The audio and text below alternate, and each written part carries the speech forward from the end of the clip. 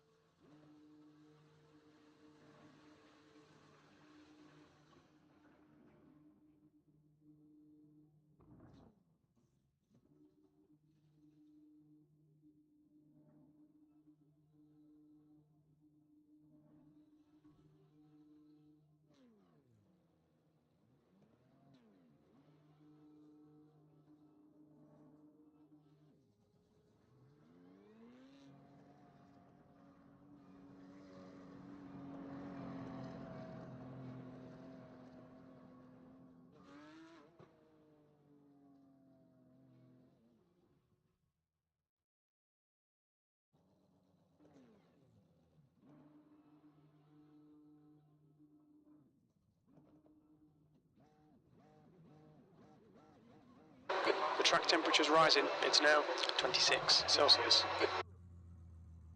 Pit lane speed limit is 60 kilometers per hour. Your exit's clear. Watch the white line.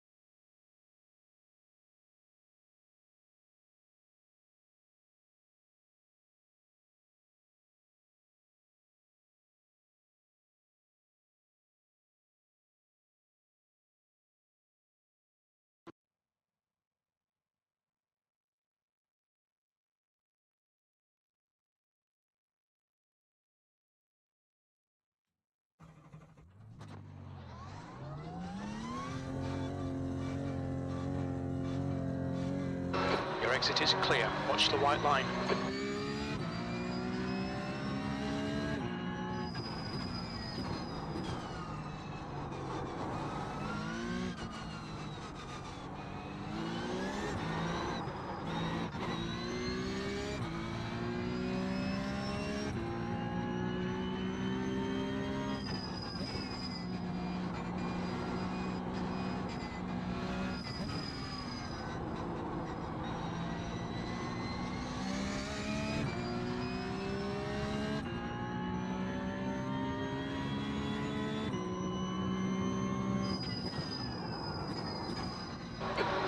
Remaining, 5 minutes left.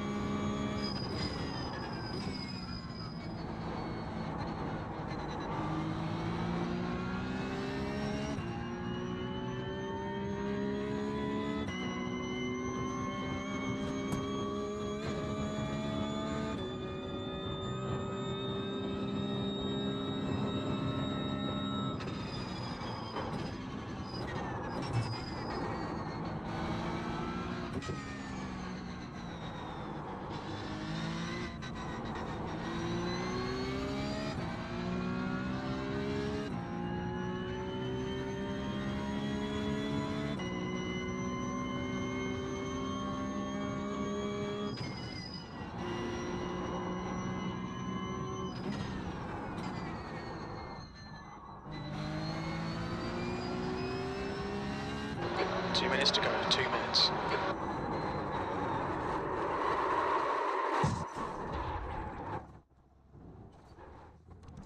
We have damage.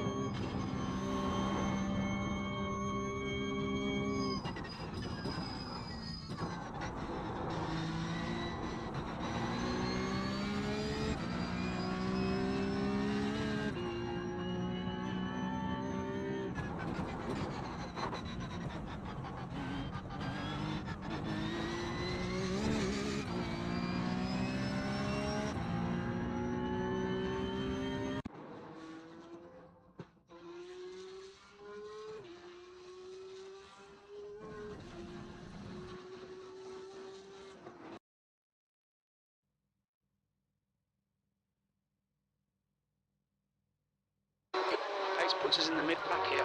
We're expecting you to finish in the top 9, 3 laps, P10.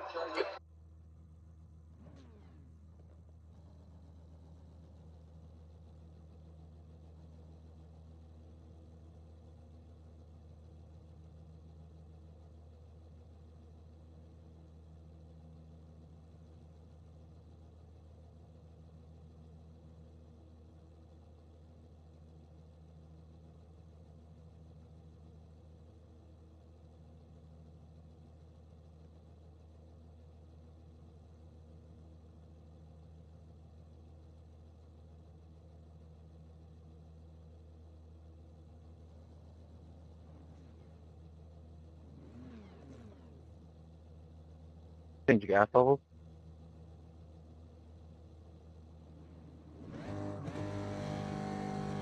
Okay, standing start. Go, go, go!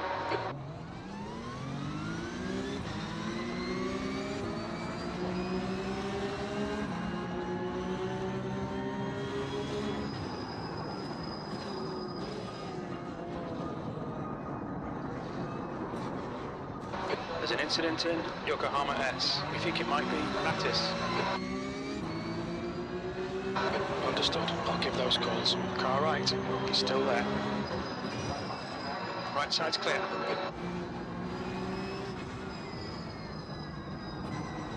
Car clear right.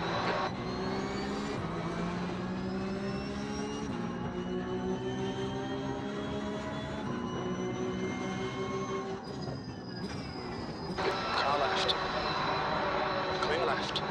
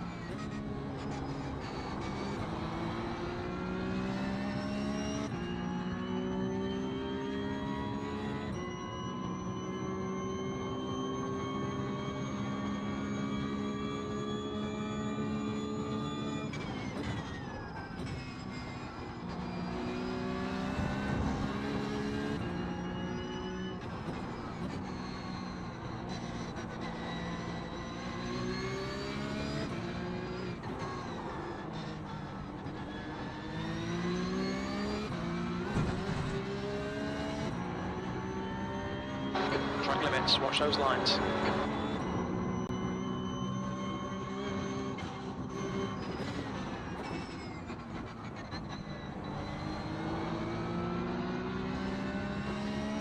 Right side's clear.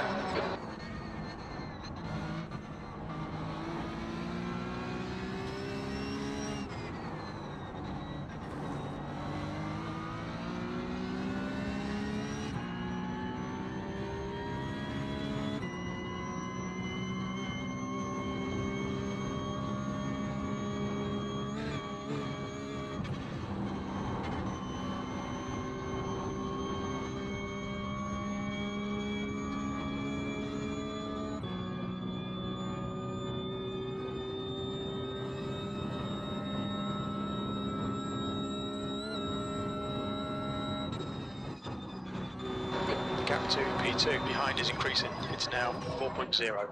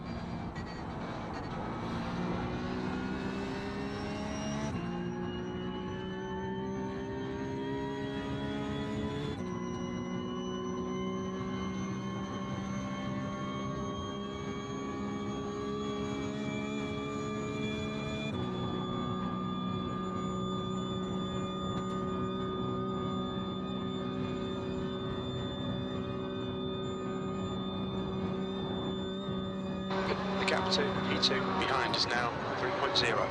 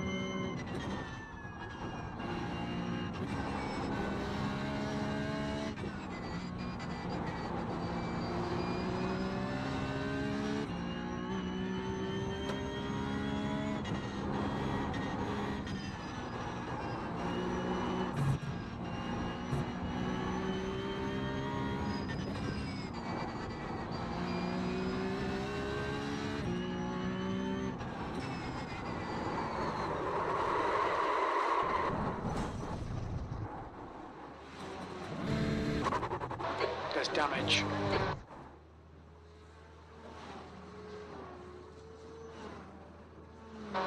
Okay, no spot calls. Okay, I'll spot.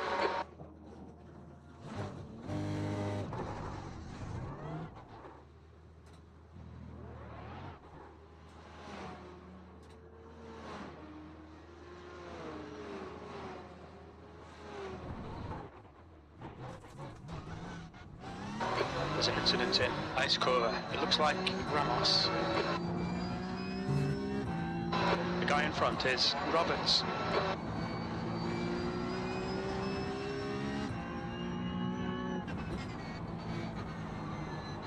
Red yellow flag, there's debris on the track.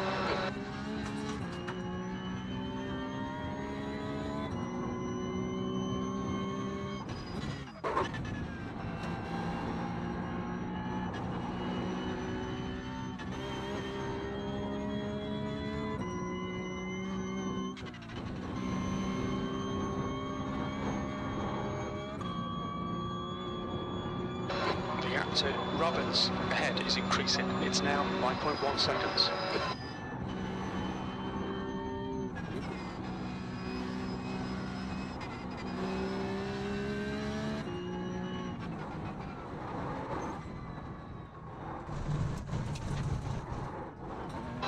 The stewards have warned us for cutting the track. Keep it between the white lines.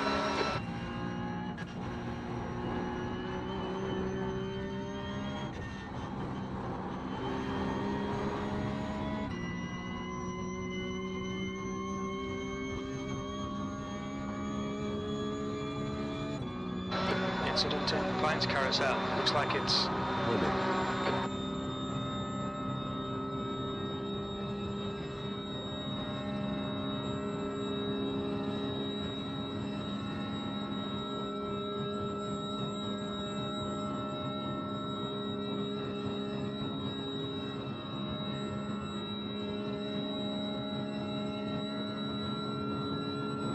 The gap in front is now 7.0 seconds.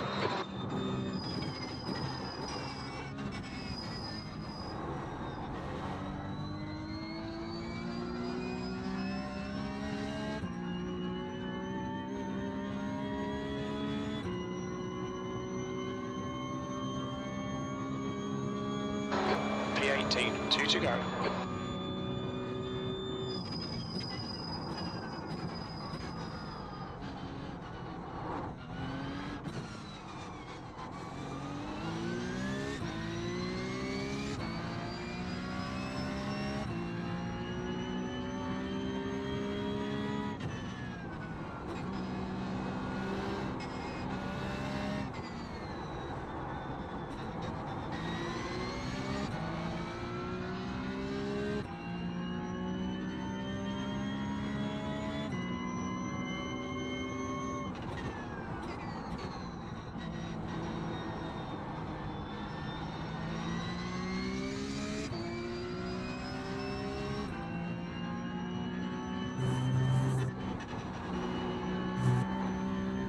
Red yellow flag, debris on the track.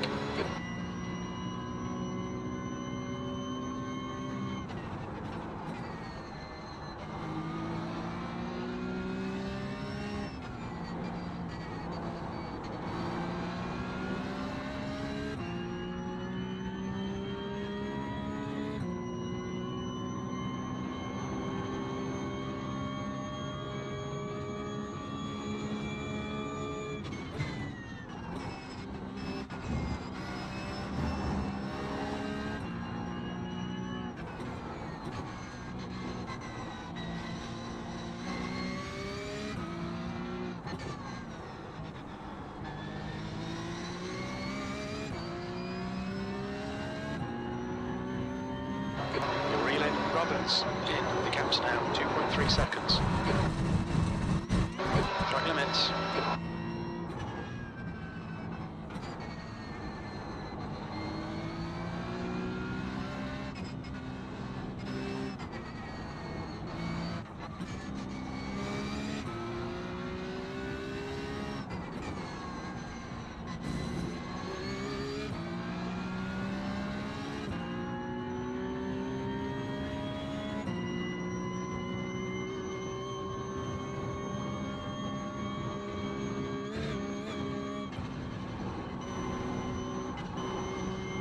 The next car is Kenner, B license.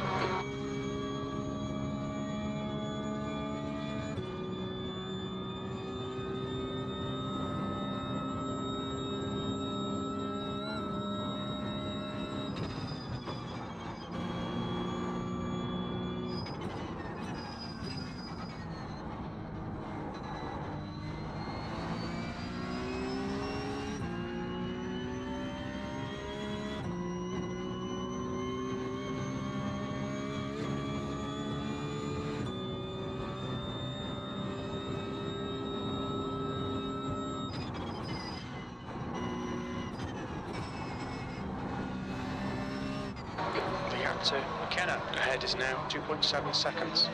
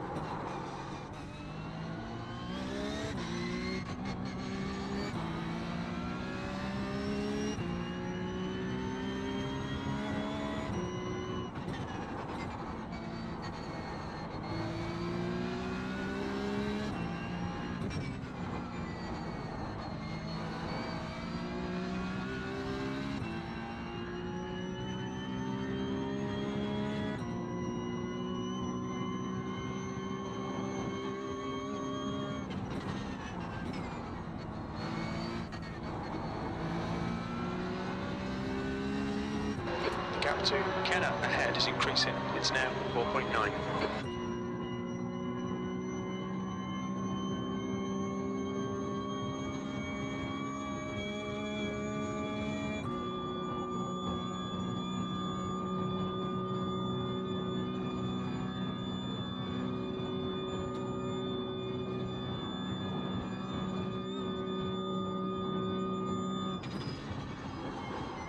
There's an incident in Tyre Striker. Looks like it's Miles.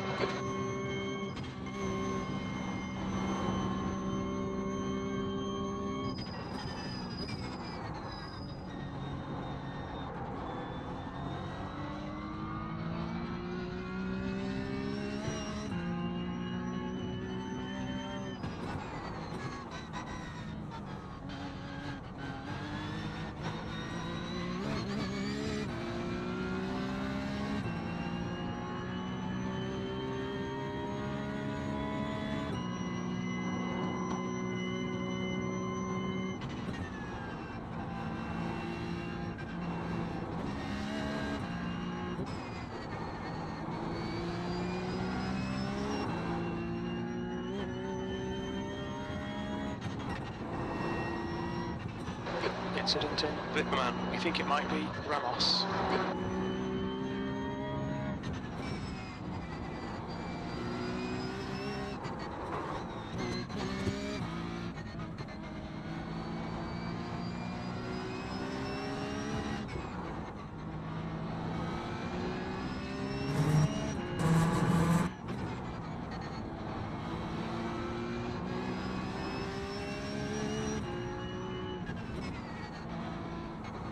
Red yellow flag. There's debris out there.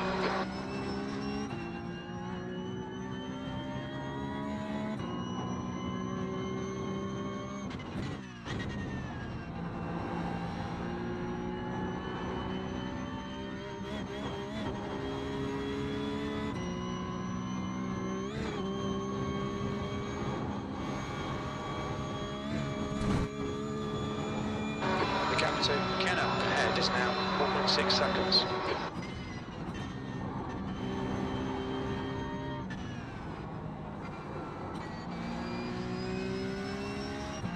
The car in front is Miles.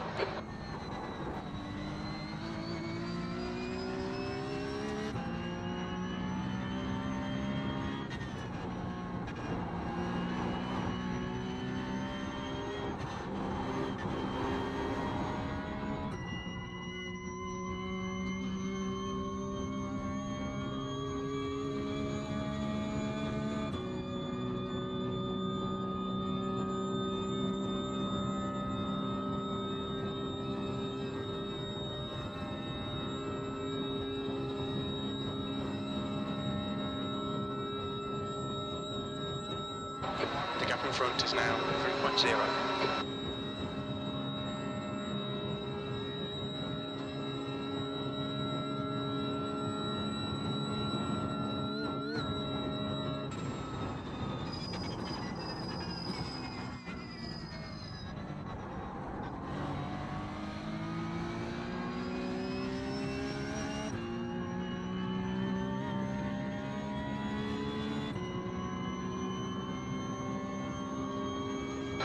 3:14, last lap. There's an incident in Yokohama S. It looks like Christopher.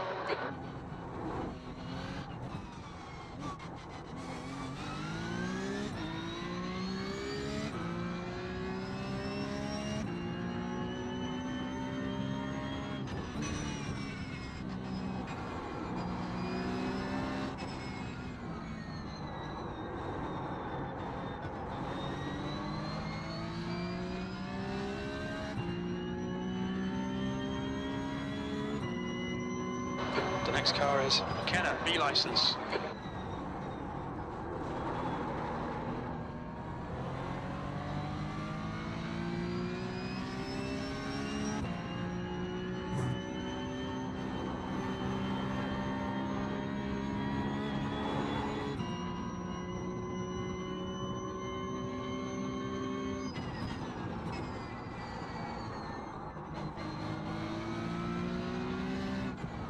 The car in front of us is Christopher.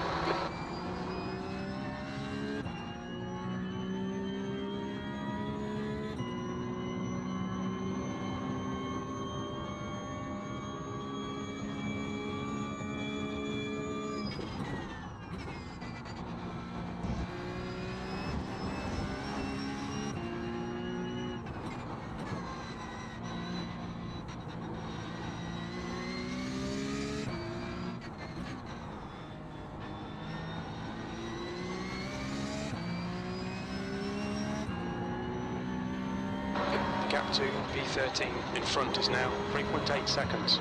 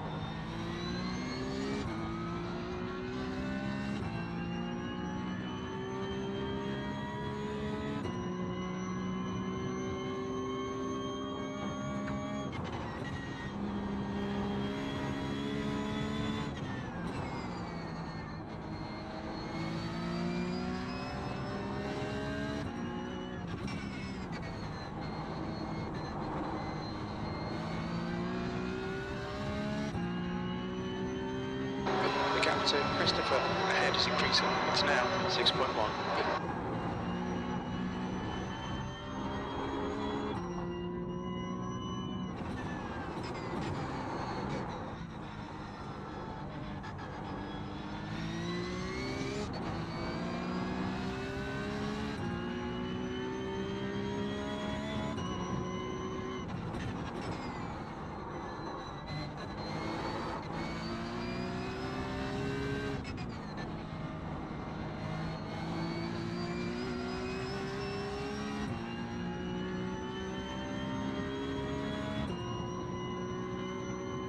The guy in front is Kenna, B license.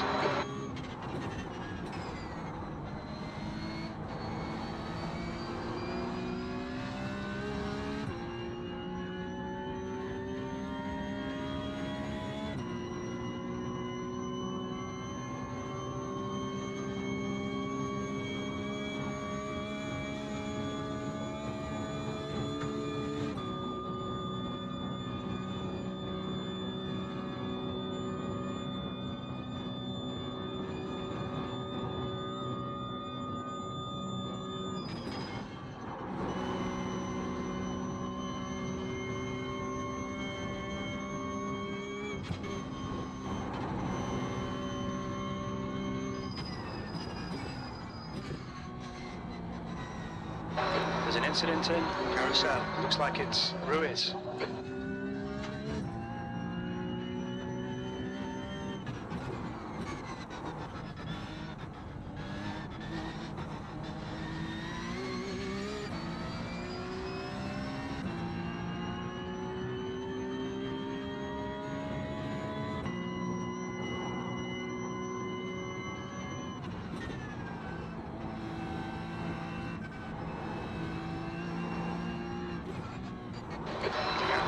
V12 ahead is increasing. It's now 6.3.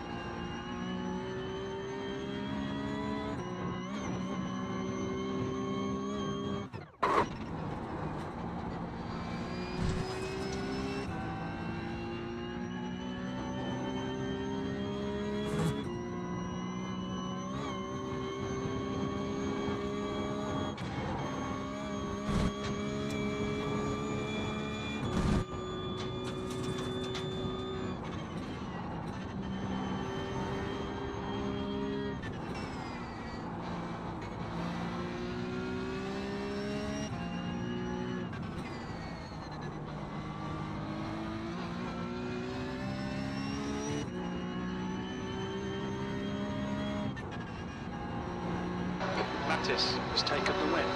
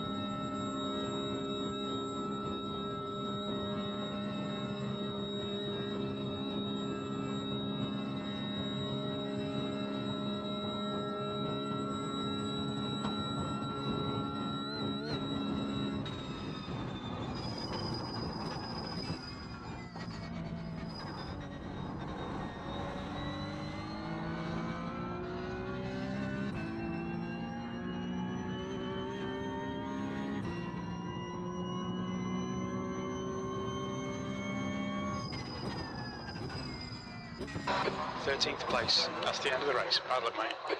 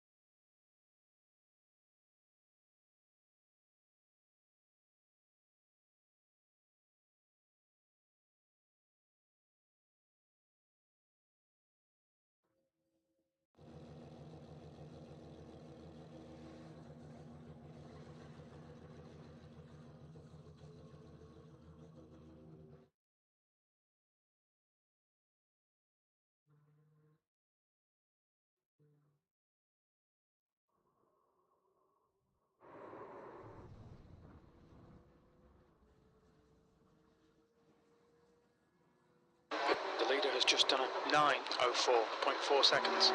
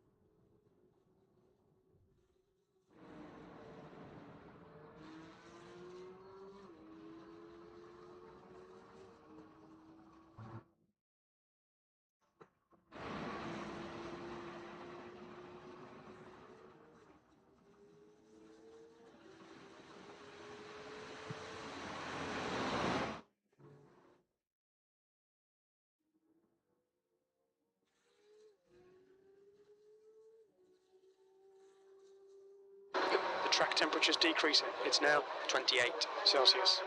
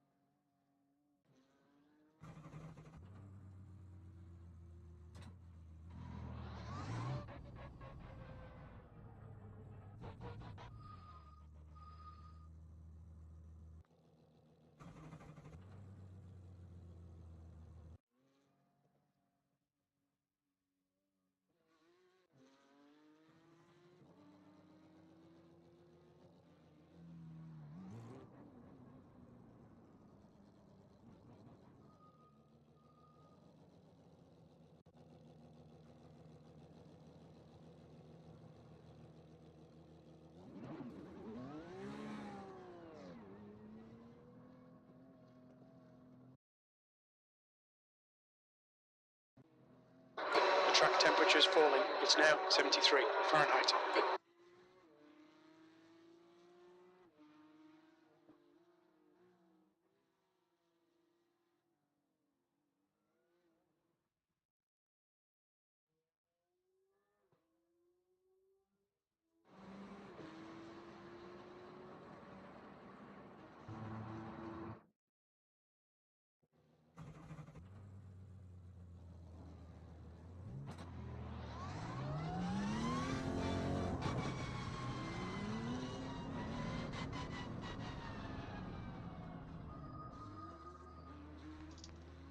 Hey, Maddie. Yeah, it's been a while. All right, let's see.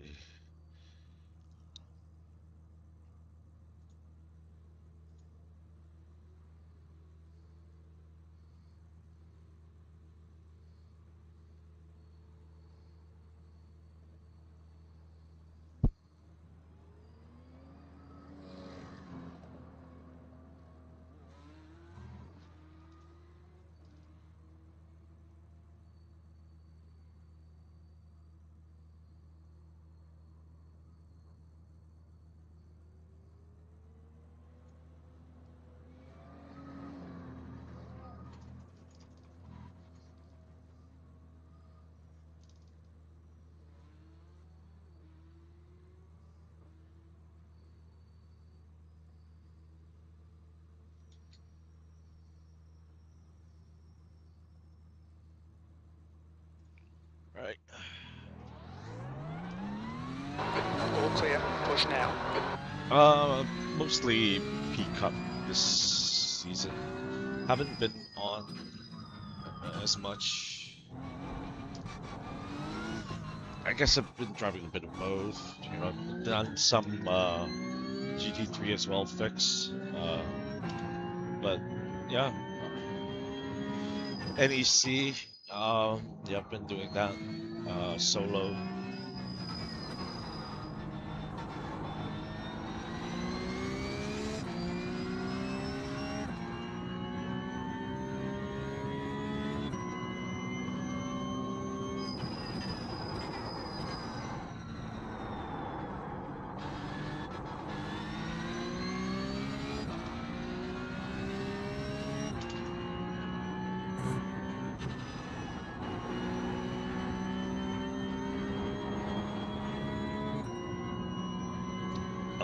A bit of both.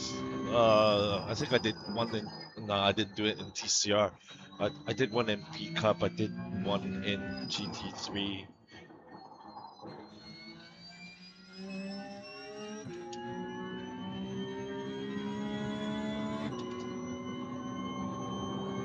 How about yourself? What have you been racing lately?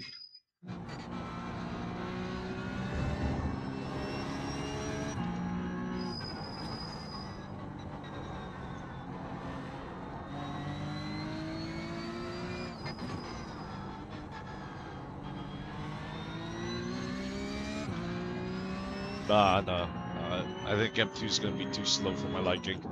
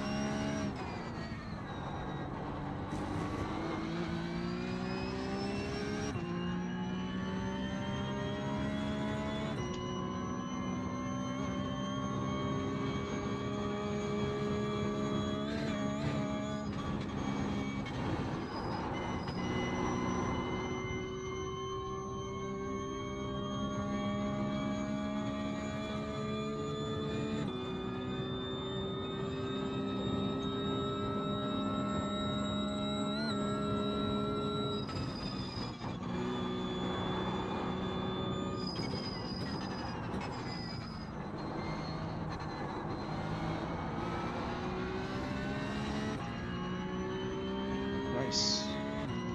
This season, I think I've been taking it a little bit easier than prior, so that I don't get burnt out or whatever. flag.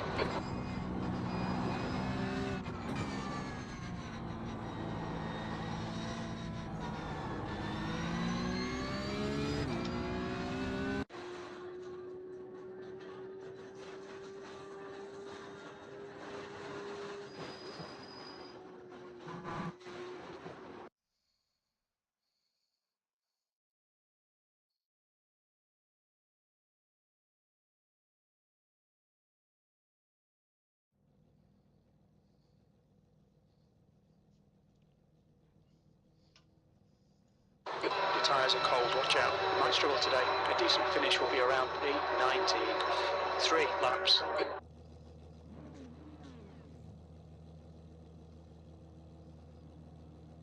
Yeah. No, I was just trying to break the 2000 IR ceiling, which I was previously held at, and then got up to 2.2K, and then at the start of the season it kind of went downhill, and then back down to 1600, and now trying to get back up there again. So that's kind of pretty much all the seasons. Shit season, and then try to finish on a high. Standing start now. Go, go, go.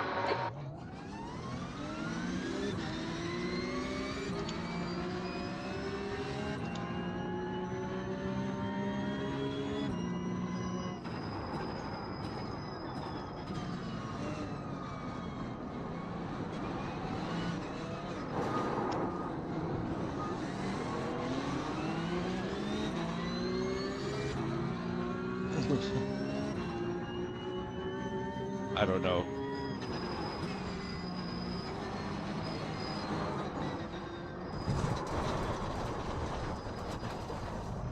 There's an incident in Ford curve. It looks like Kim.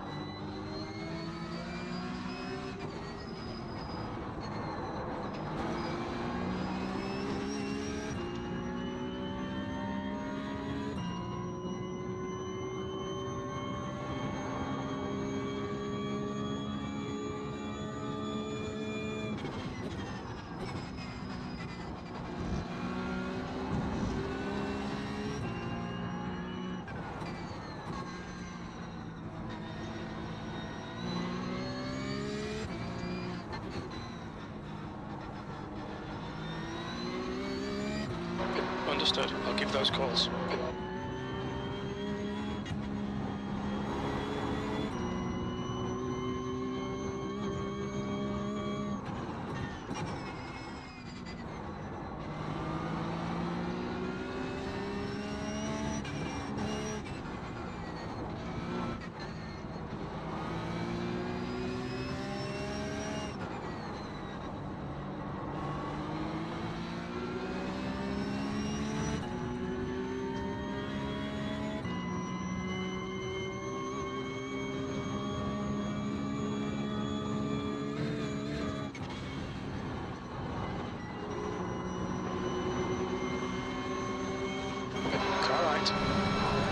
Clear right. Incident in fluke plans. We think it might be Edwards. Right side. You're in clear left. Clear all round. Incident in Cottonbourne. It looks like KO were damaged.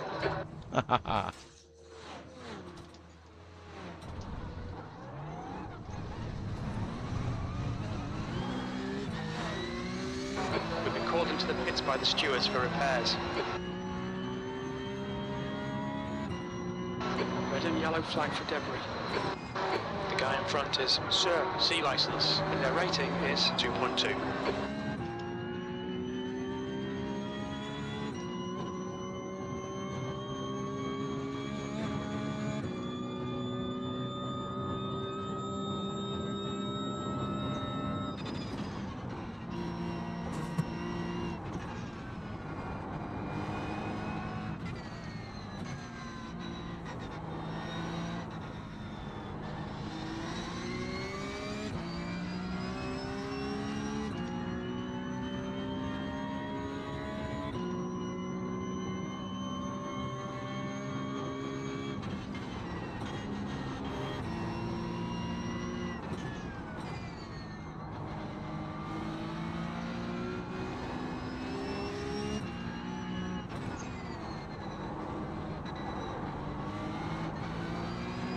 Yellow flag. There's an incident in miss hit miss. We think it might be James.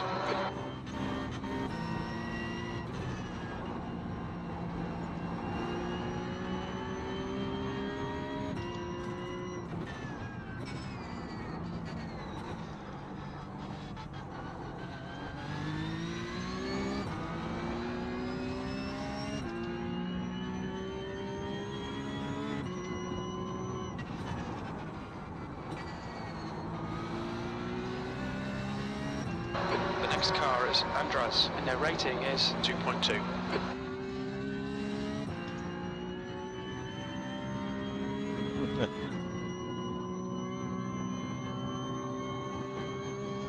Yeah, that's always a sign.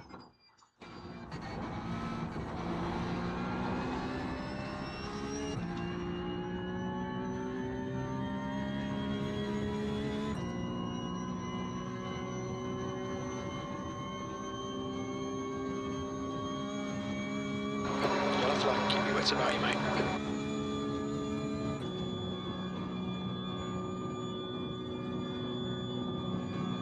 Yeah. I mean, that's always the case. Last race I started P10, got up to P1, and then messed it up. Went back to the back of the grid, salvaged the P13, I think it was. Lost 1 IR. Happy enough. It's pretty much what I'm doing right now as well. Thinking, will I make it through the race without having to go back to the pits? I mean, the car still drives fine. I mean, I'm not gonna be gaining positions.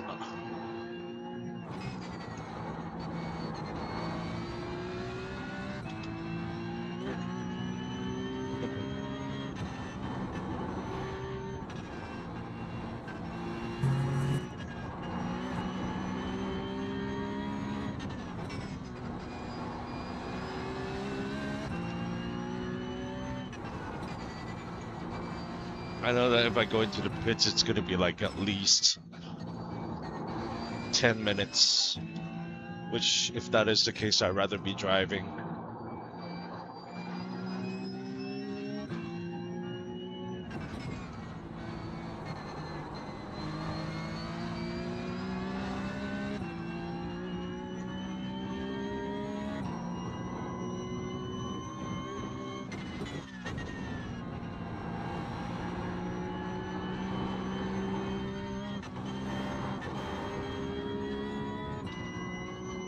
There's an incident in Stepan Belop S. Looks like it's Barbosa.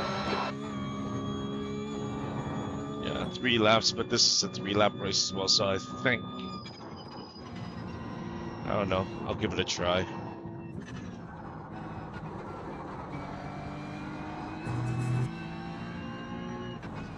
There's an incident in Schwabenschwanz. It looks like Barbosa.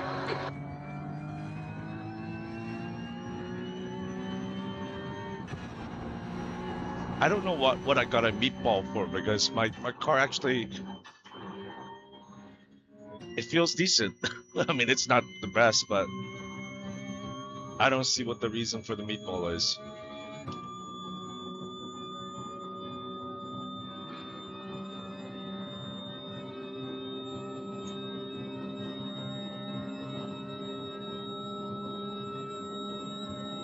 The car in front of us is now Heiko.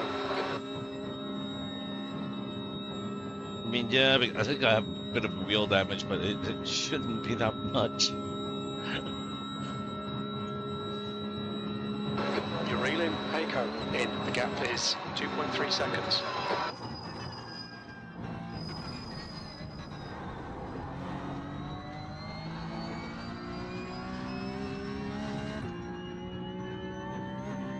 Yeah. I mean, my pace isn't quick, but P17, 2 laps remaining.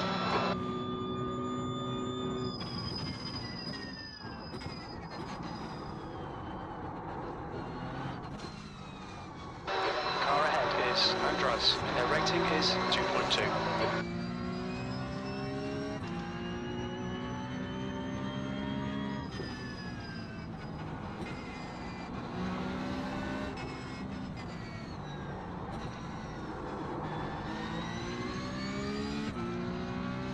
Slippery surface flags out.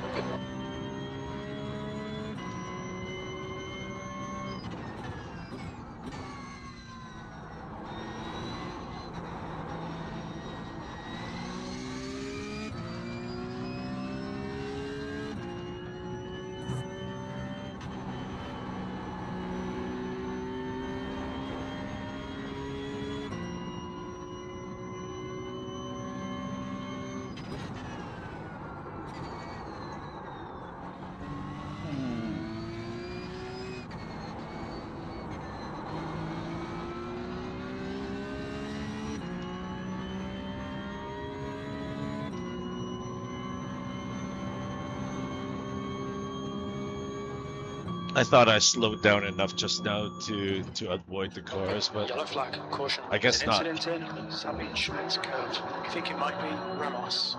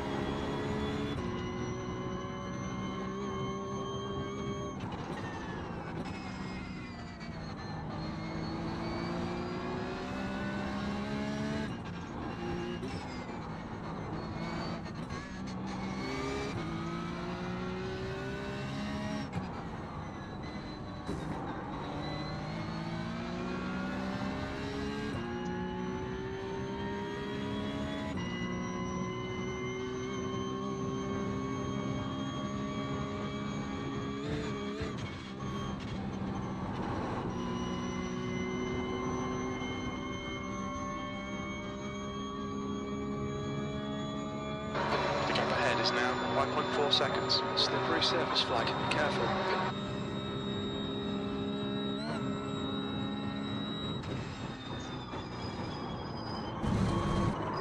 Ah, lost it. Not enough downforce. You have 7 incident It's points. and then it's not really optional. When it's optional reverse, gotta take it anyhow. That's it. That's why I don't want to pit, especially here. The toe is long, and usually the damage is.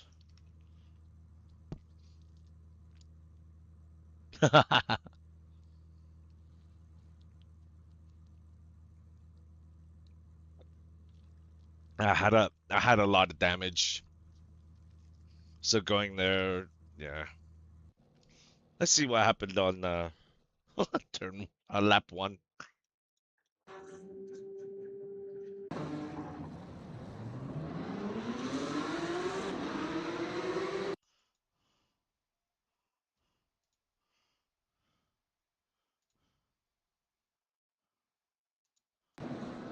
Like, why 15? Why?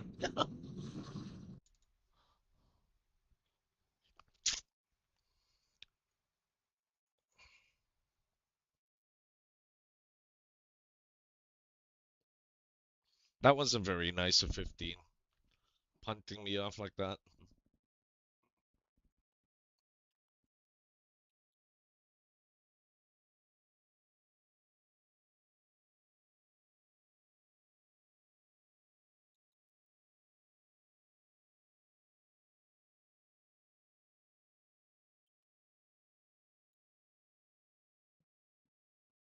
Oh, here we are.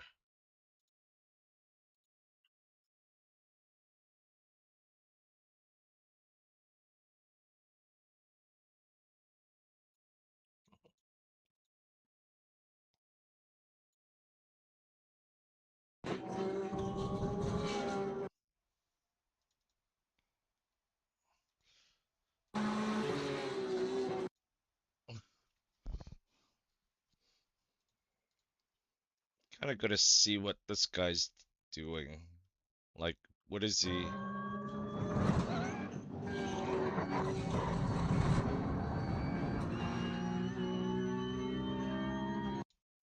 So he just stopped.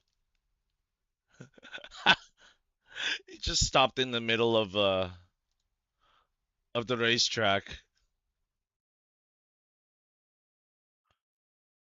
Okay, I mean, okay, fair enough. All right, so he's in the middle of it all.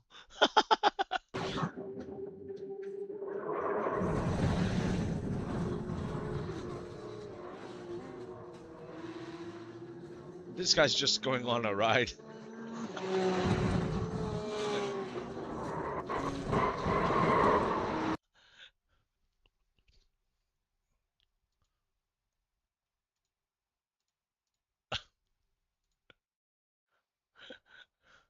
I mean, this is net code. Has has to be. Has to be. Let's see if we can see the front.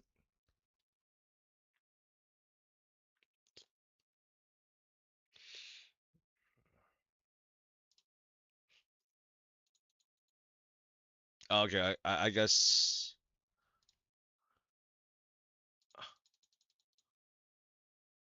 Okay. Okay. Starting to understand what happened a little bit better. So Ramos. So he hit that car with netcode, ricocheted off me, and that was after I rammed into 13. So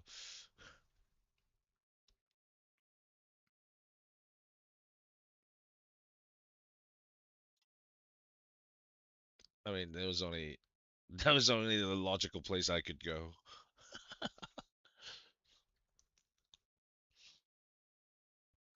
Bam! I gotta get that sound file for my soundboard. The leader's just done a 8:20.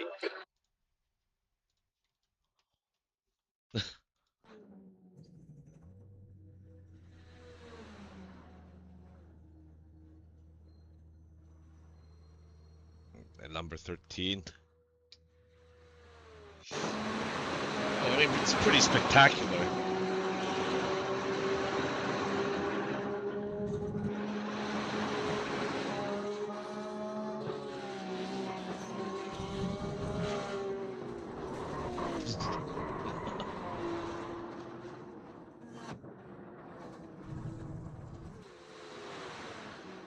I kind of weaved through all of it all. So I don't know what the problem with my car is. I mean, it looks like shit, but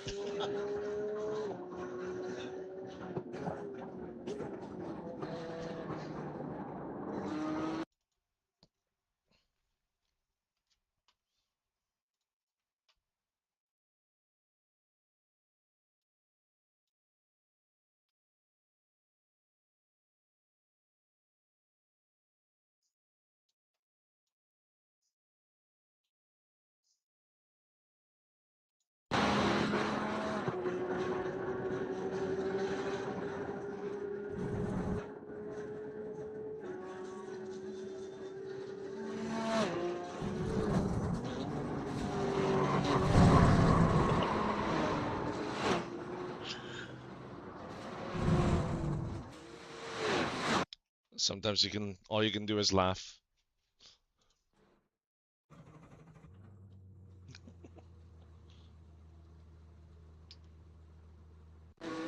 And you actually qualified for it as well, which really sucks.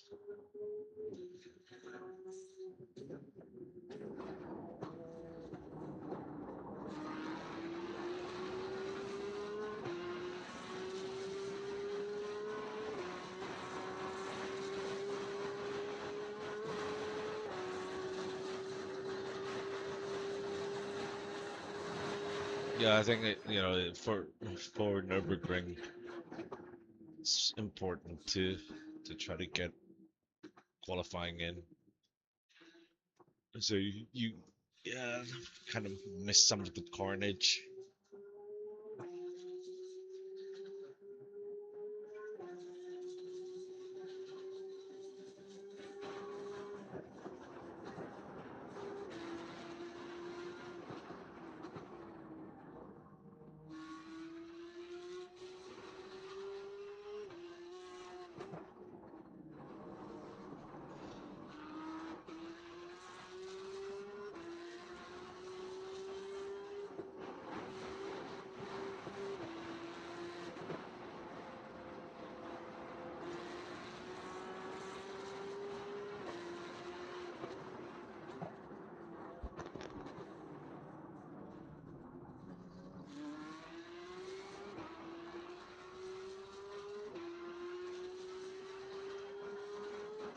Let's see what the damage is.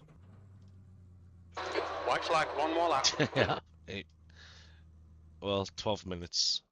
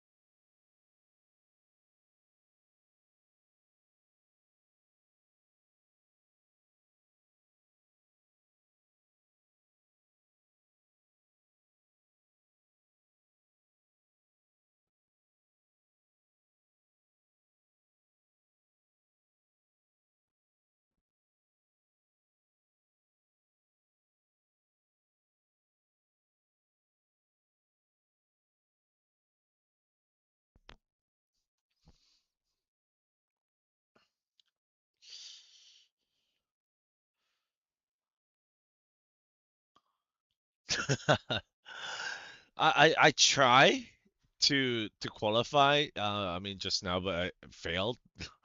Um, if I could, I would. I think it's always better to be in front of the chaos. I mean, just spending that little bit of extra time to do the qualifying. Now you should see a couple days ago when I was at Red Bull Ring, completely got murdered, and then I sent the receipt to the guy, and then I also found the protest and it actually went through, so that's quite a bit of a laugh. I don't condone sending receipts like that, but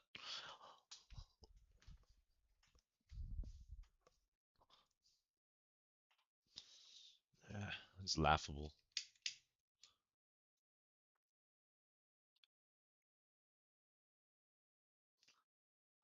I think what really um I think it's just the driving standards, especially like now with Max doing well in sports car.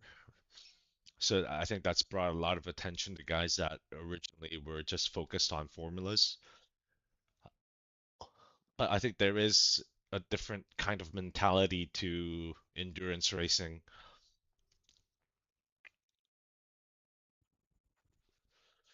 especially in a track like Nürburgring where there's literally no runoff.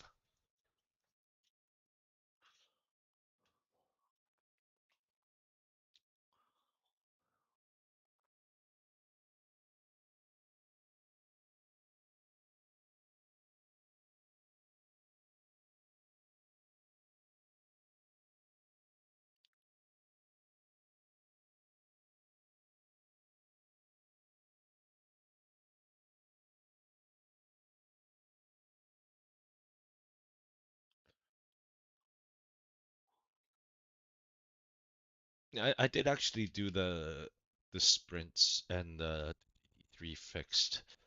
I think it was the season before last. But again, it's difficult. I mean, for myself, I want to try to keep my A license at all times, so that's why I do the endurance. But yeah, the GT3s is actually quite hard to keep your SR, especially with how aggressive people are driving nowadays as well. So,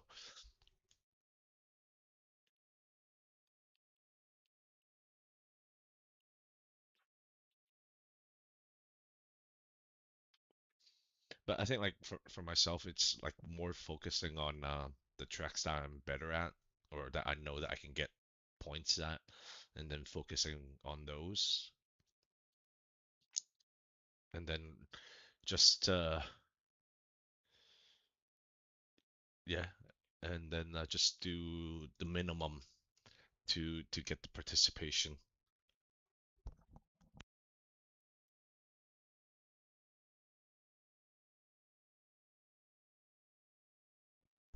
Yeah, that SR buff every 2 weeks doesn't last too long, especially with how guys are bumping into each other.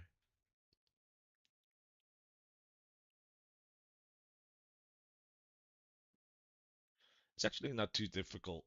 I mean, the last one that I did was better.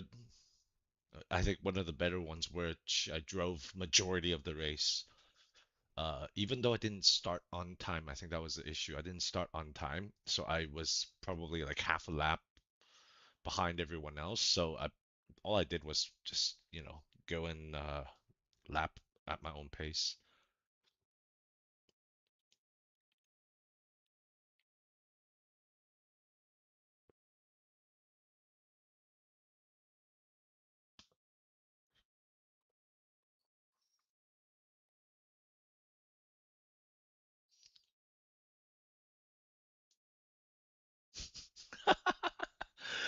I, I, for me, I think it depends. I try to stick to a car.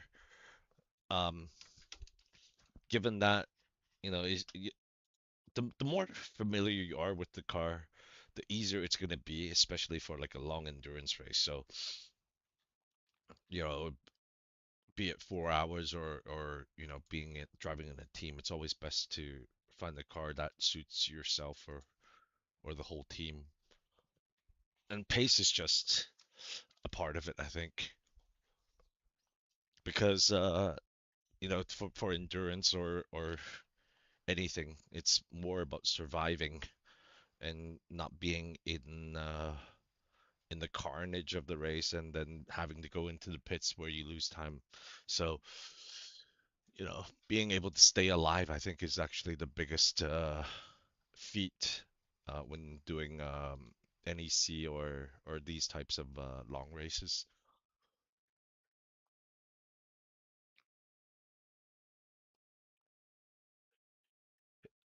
I mean, it only works if you can make the car, do what you want, I think. Uh, but that's just like, I think when you get to the top 1% where you're trying to eke every bit out of your opponents, then yeah, driving the meta car is, it's going to help because it's been demonstrated, throughout the season that there are certain cars that are better at certain tracks. So, but I think like I forgot which other YouTuber said it. Have a series where you're locked in to driving the car that you chose at the beginning. I think it was James Baldwin comparing like LMU and iRacing. I think it was one of those videos where, if you have like a season long series where you're locked in to the car that you choose and then it has a larger variety of tracks, so it's not like, just per meta, so to say.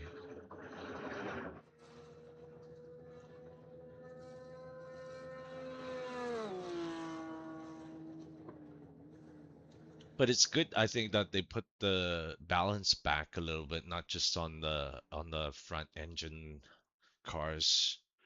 So, making it a little bit more competitive throughout the field is actually a little bit better because New majority of fastest lap times you for just see the Thompson, two or three, 8:25.1 seconds. maximum four models, different models per race. So,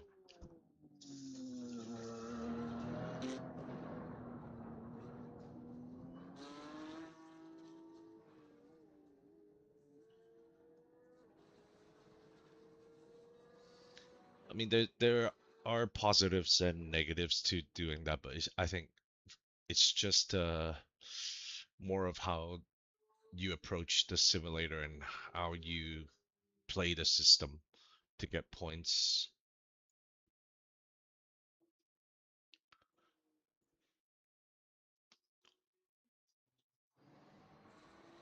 I mean, a lot of people would just farm one series until they're like, 5, 6K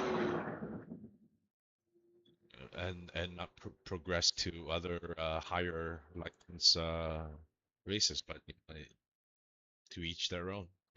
However you use a simulator is, I mean, there's no right and wrong as long as you're having fun and driving.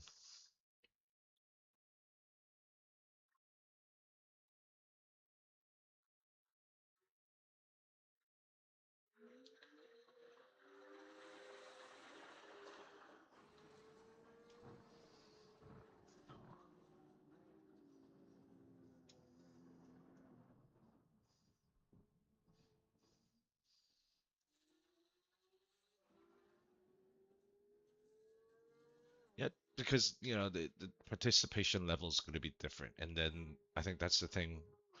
Um, when you want to increase your I rating, you got to do a little bit of research to see how big the splits are, or or how big I should say how big the spread within the split is.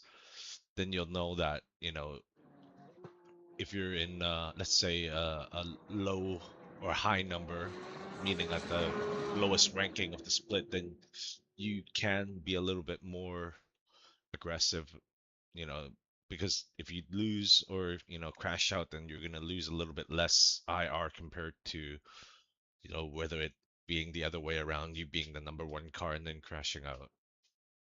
Like, the previous race that just happened.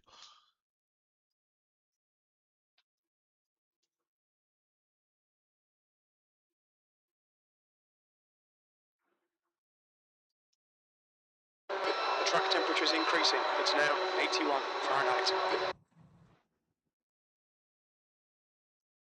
Why is my crew chief talking to me in Fahrenheit?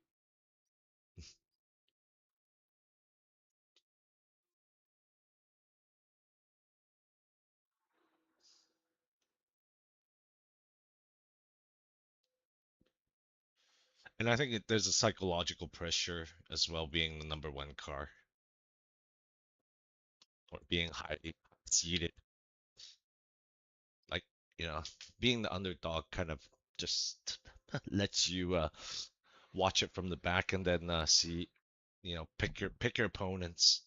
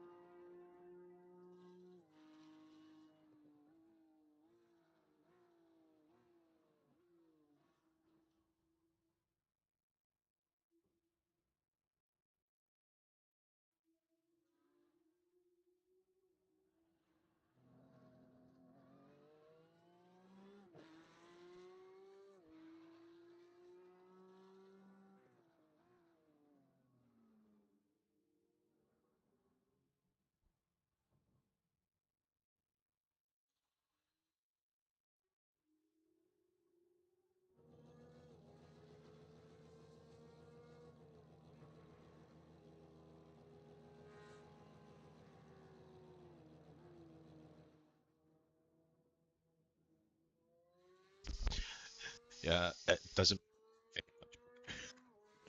whether it's I'm doing the diving or being dived at.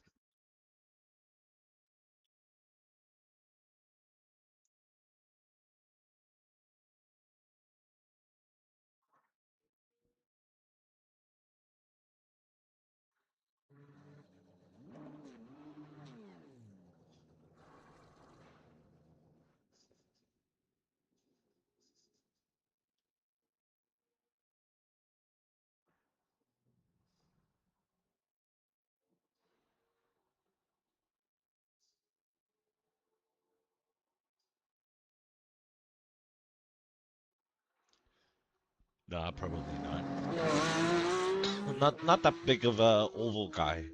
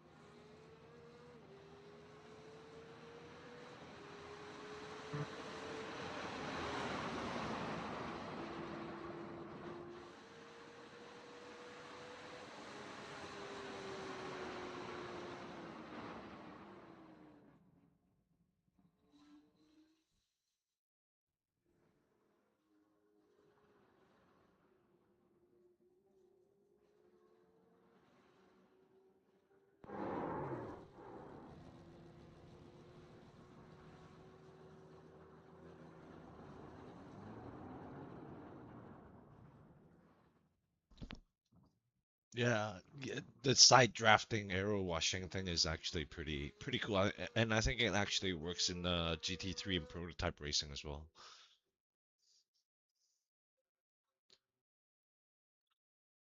But it's very hard to go side by side, especially with like guys that are a little bit lower in terms of the license class, because they tend to kind of shake the wheel a little bit, left and right, and then once you get hit, then the tank slapper happens, and then shit hits the fan.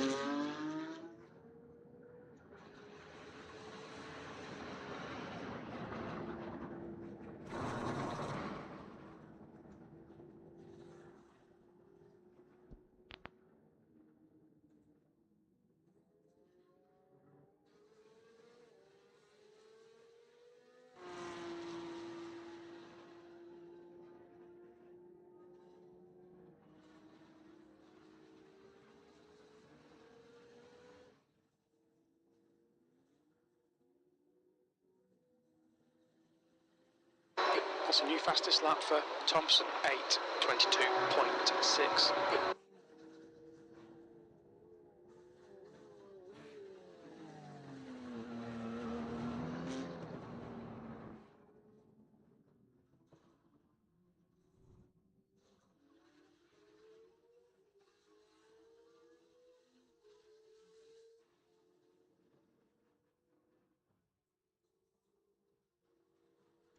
Yep, I do remember that.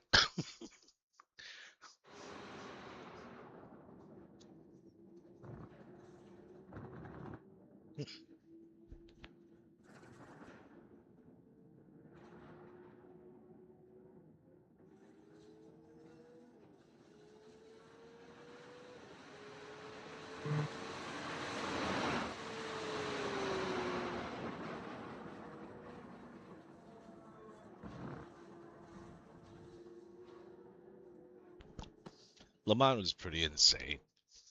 Like for the Porsche Cup as well, is a stupid car to drive there, and the racing is fun to say the least.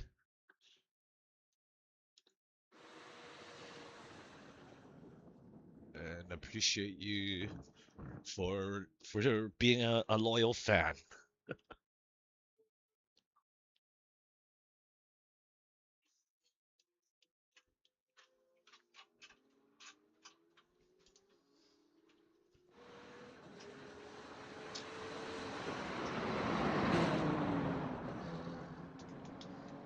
I think they did a good job in the Porsche Cup.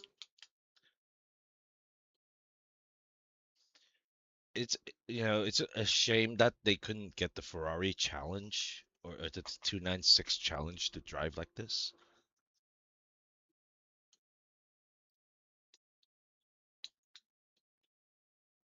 Or I think like they should in kind of do like the MX-5 thing where they have like an advanced Porsche Cup where you have to be like B to get in, so the racing is cleaner.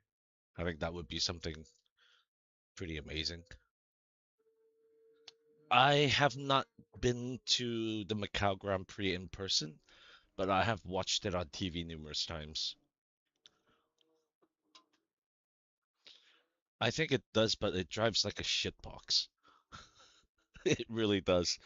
It's so depressing because the previous generation of the Ferrari Challenge, where I think you were just driving the 296 GT3, that was a killer series.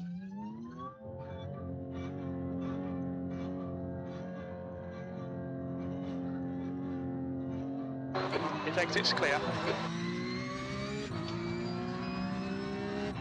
I think it'd be pretty hard to find a cup or challenge car nowadays that don't have ABS.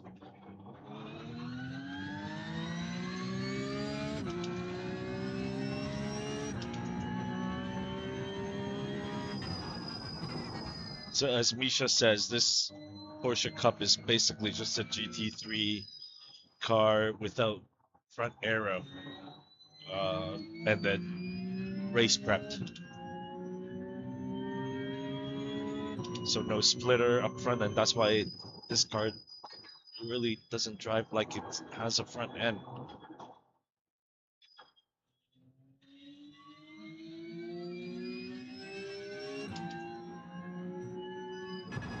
Yep, I saw on Race Cars for Sale. 296 GT3 with 100 clicks on it is going for about $1 mil US.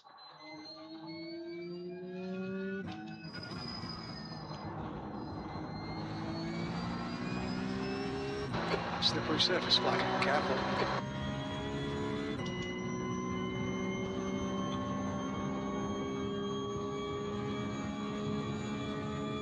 No, I think it's just the way that they make the car differentiate it a little bit from the GT3. I mean, the GT3R has more front suspension adjustments, and the body panels are not quick release. I think there was another video which I saw the real car.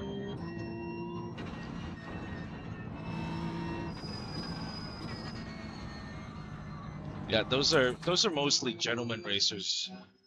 So I think like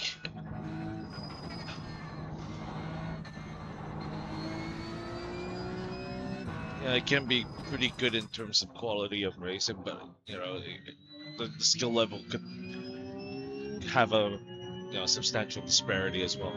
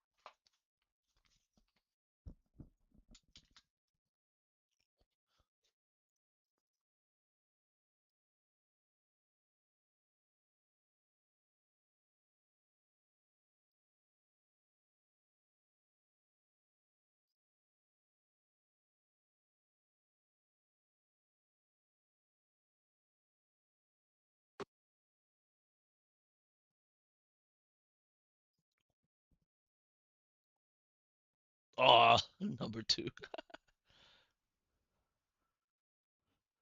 might not be that bad. It might work to my favor. We'll see.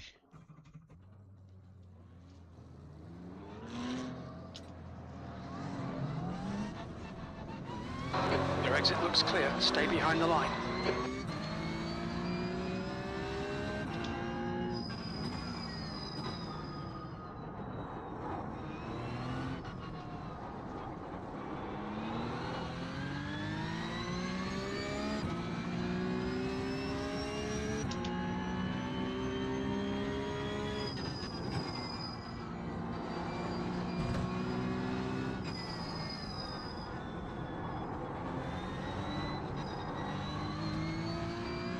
That's 5 minutes to go. 5 minutes.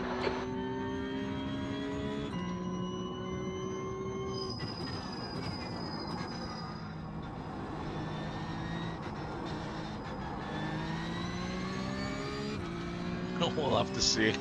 Hope I don't win it. Like this guy.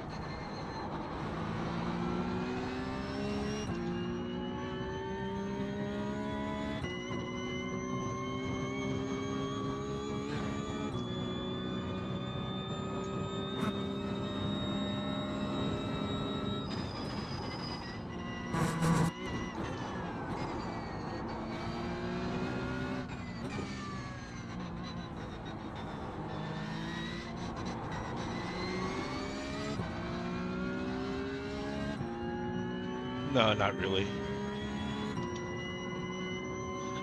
Because there's not much that can be adjusted, to be honest.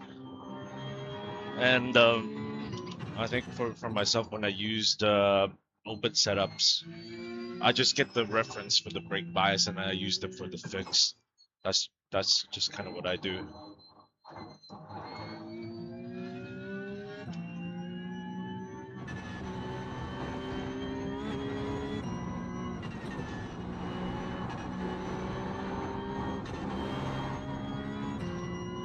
Because the thing is, I think with this car, the limited adjustments don't quantify a big enough difference in terms of speed. So like, or handling characteristics. Whereas what this car needs is like for you to understand how to use the brake bias to help it change its behavior. I think in terms of bouncing, there's no there's no adjustments because from what I remember, you can't change the spring rate.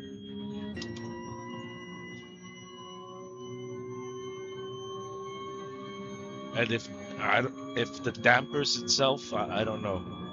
Maybe you would be able to set up the dampers,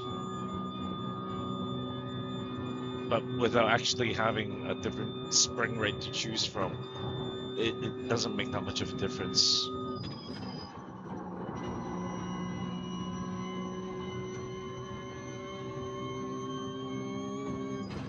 I think that the setup that they have for this car in Nürburgring helps.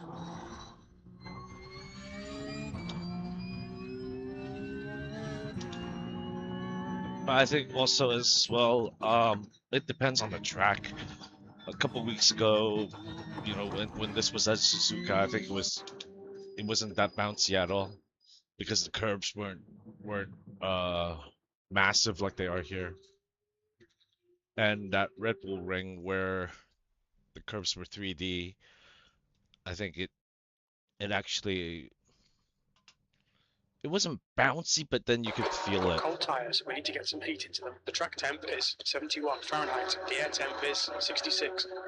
3 laps. Yeah, why are you in Fahrenheit?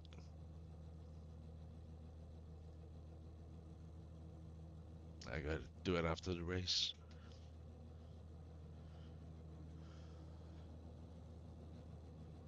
I don't know freedom units that well.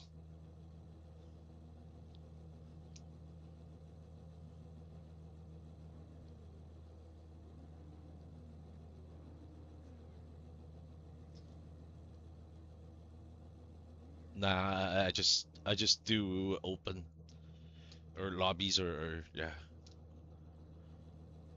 or officials I should say. This will be a standing start. Green, green, green. I mean, it's not that I don't want to, but I think finding one that is good to join.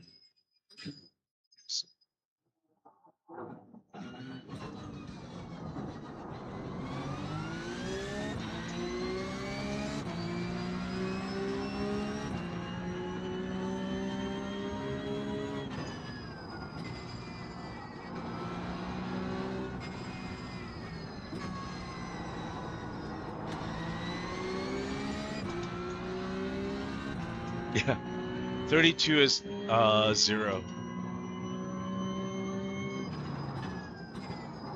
I forgot the rule, whatever it was. I hate it.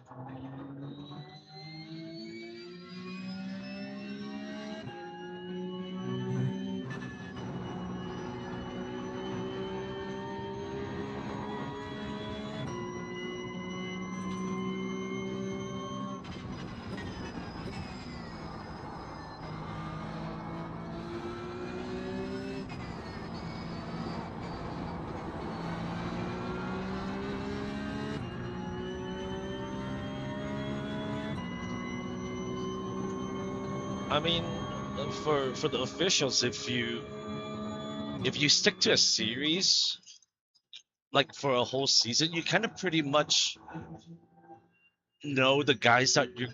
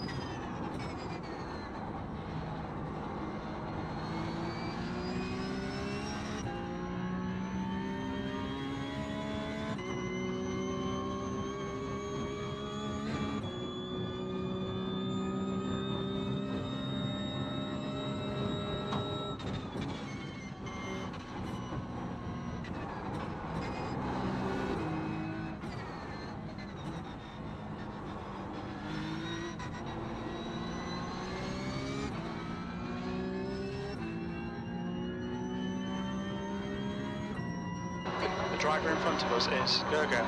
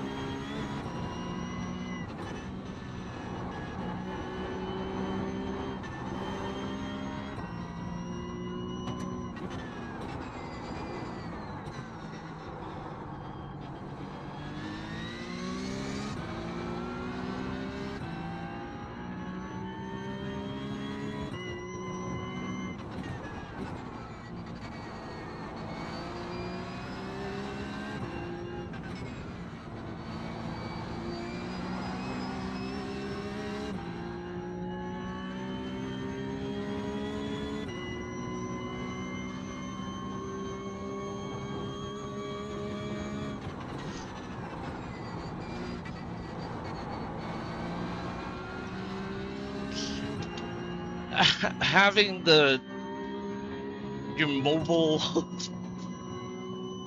phone go off for an important call whilst you're racing in Nürburgring is not the easiest thing. I'm just gonna let him go. But he can't get past me though. I don't want to hold him up.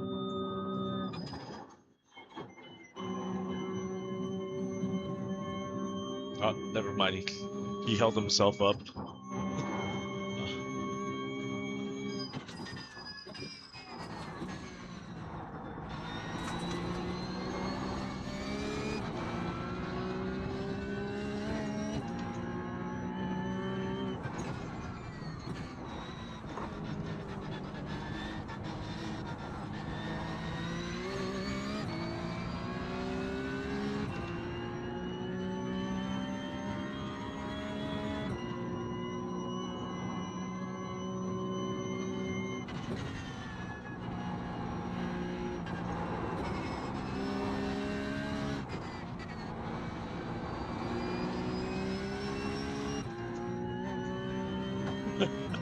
I was talking to the IRS.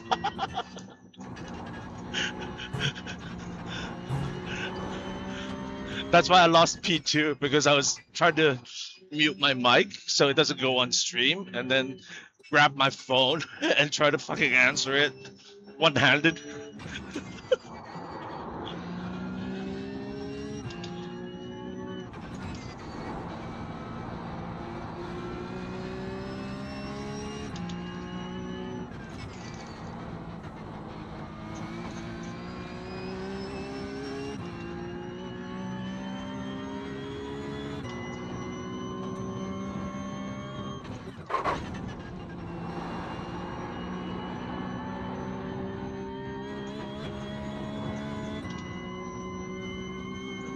It's pretty insane.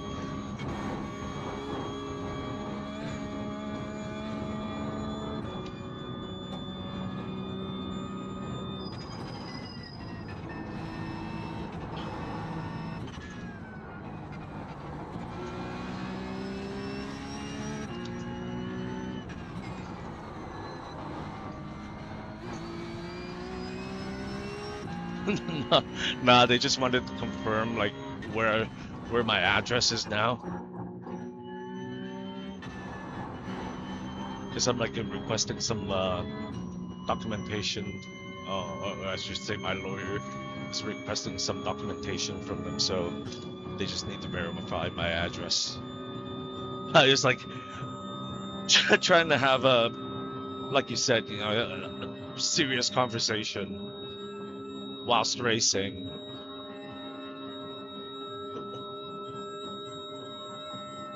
Yeah, not the easiest. It was fun though, memorable.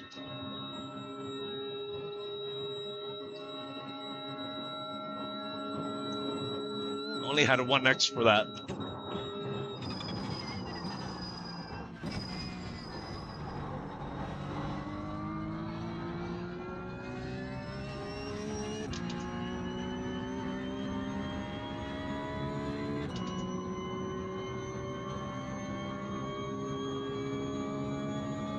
Two laps left. We're on for a podium here. The guy in front is Daniel, B license.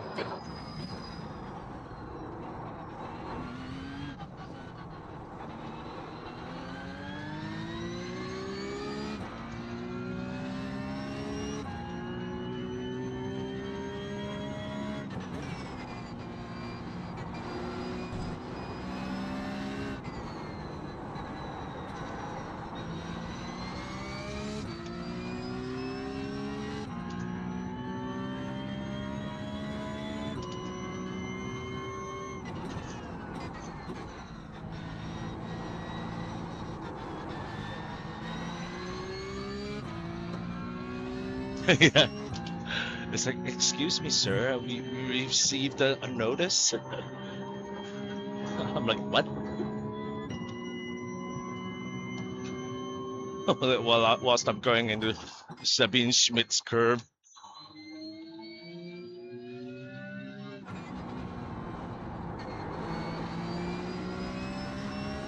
The gap to Ramos behind is now 2.8. It's okay. I mean, I did it at my previous job. You had to listen, talk, and fly a 300-ton jet at the same time. So this is nothing.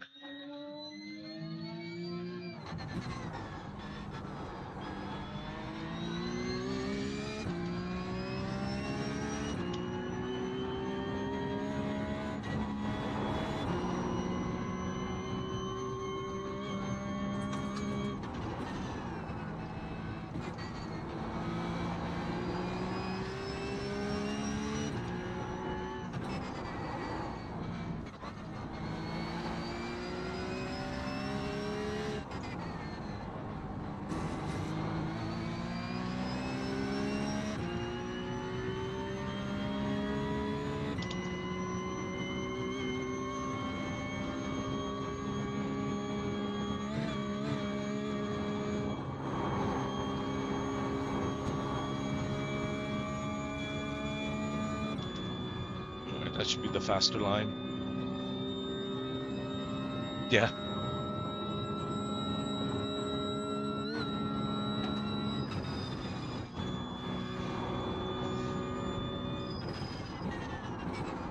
It's okay when they're on the radio talking standard, but most of the times, well, it depends where you go. I mean, most of the times in the US they don't. They're pretty non-standard, so it's difficult.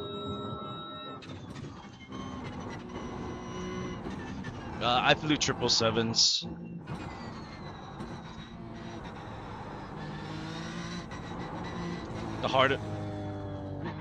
The hardest place for to listen to ADC is Mumbai,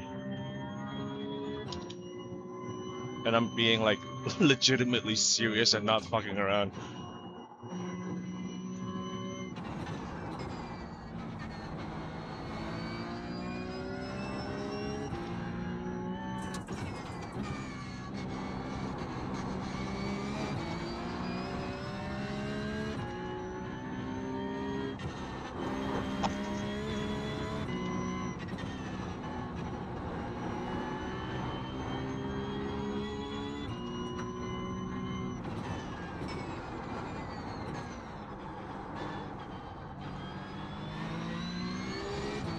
Alexander is closing you down. The gap has come down to 1.3 seconds.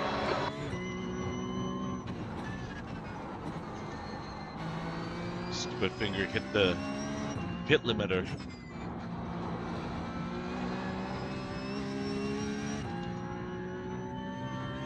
The only reason it's busy is because it's really bad at communicating. So everyone is like on the radio, like Mumbai radio, or Mumbai ATC, and everyone is just waiting for the instructions. And sometimes if they can't give it properly, you're like stuck in the air, like We've just had a warning for cutting the fucking track. doing holding patterns and shit because they can't get their clearances right.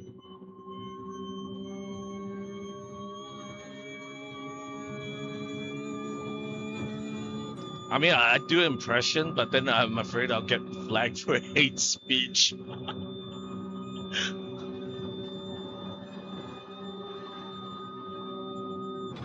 Incident in Moodkurva. Looks like it's Gerger and Daniel. Motherfucker! Furthest we went to was We'll need to pitch both ends. We've had the black and orange flag.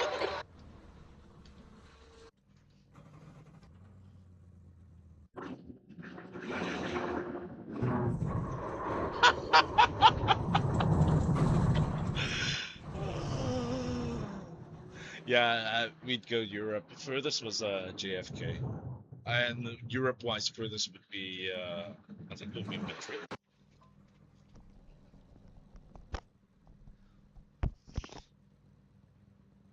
I hate to tell them, but that's that's definitely Gerger, car number 6, is now leading.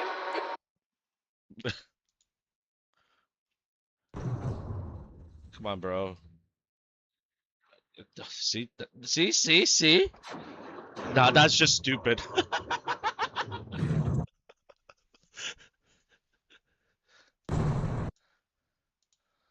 Like, like what kind of an idiot?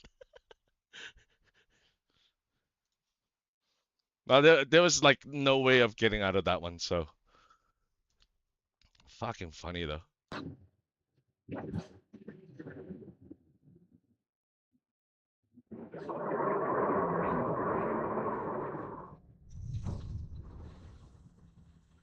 Not very smart of baby shark here. Oh, shit. Yep.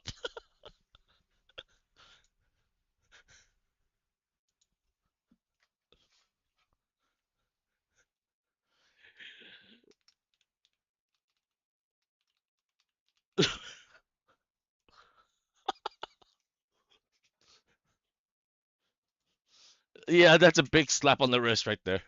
Holy shit. Let's see if we can let's see if we can get it from a different angle.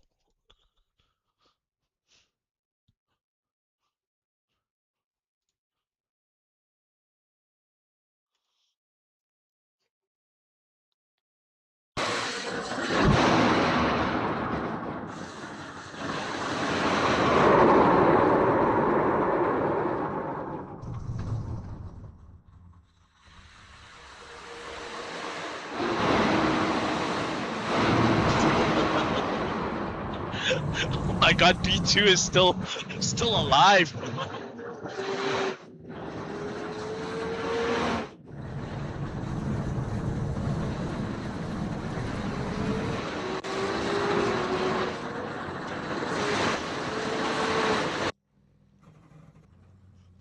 Ramos, car number 8, is now in the lead.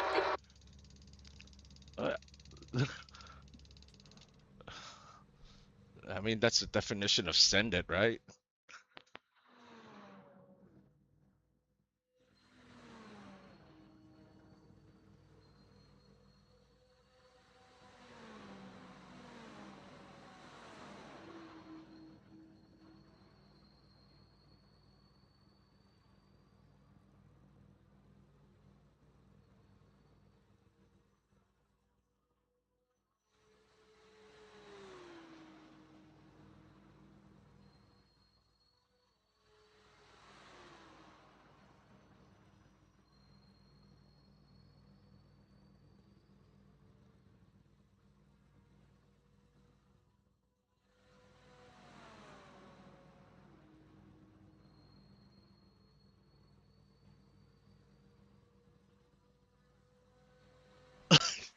Yeah. I mean, the fucking lucky bastard. I took such a big hit that the headphones flew off my head. Fucking hell. I had to fucking catch it. Man, that was insane. Insane. I mean, it's definitely race ending repair. 15 minutes later. Fucking car is in pieces, man.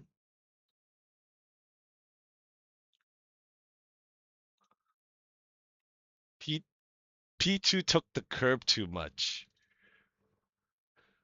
But then I guess he had the decency to kind of slow down to watch everything and then not get claimed, man.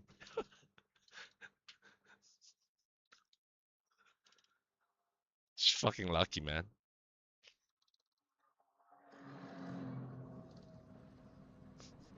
Holy shit.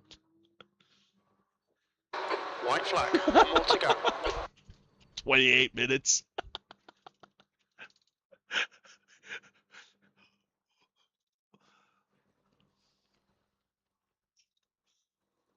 It's like Thanos. The chaos is inevitable.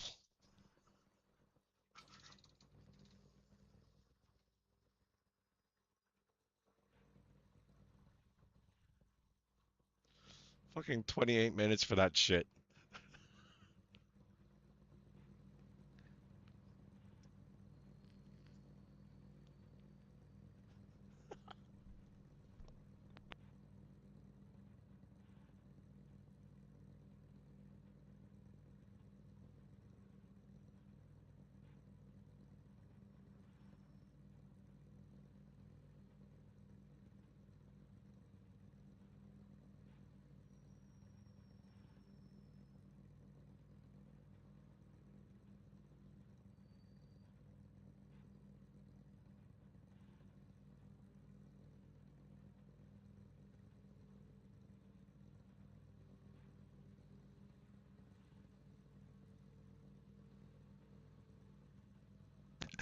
So look at the MJ meme. Fucking.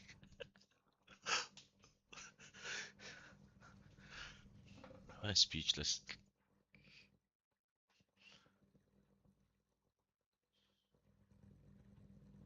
Fucking crazy, man.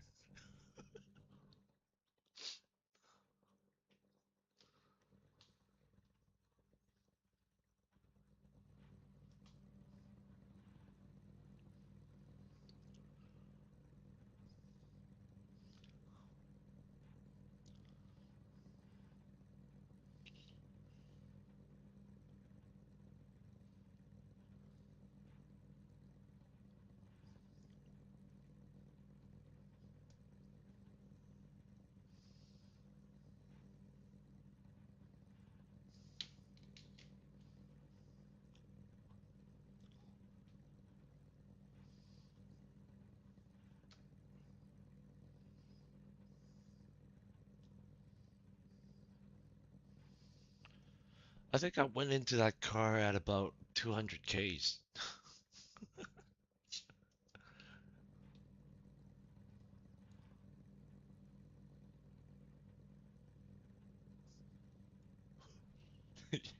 Yeah, once it's finished uploading, I'll have to make a short on this. It's fucking crazy.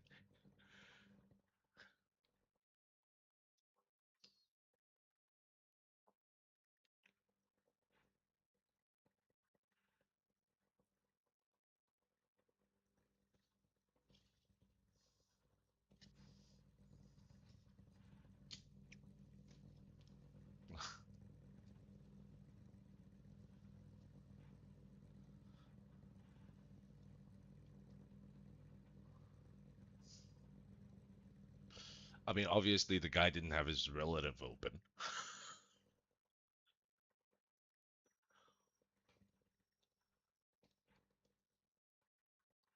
I mean, when I fucked up from P1, I just let everyone go by and then get back on track. Otherwise, it's just not worth it. Race is gone if you fuck up like that, anyways.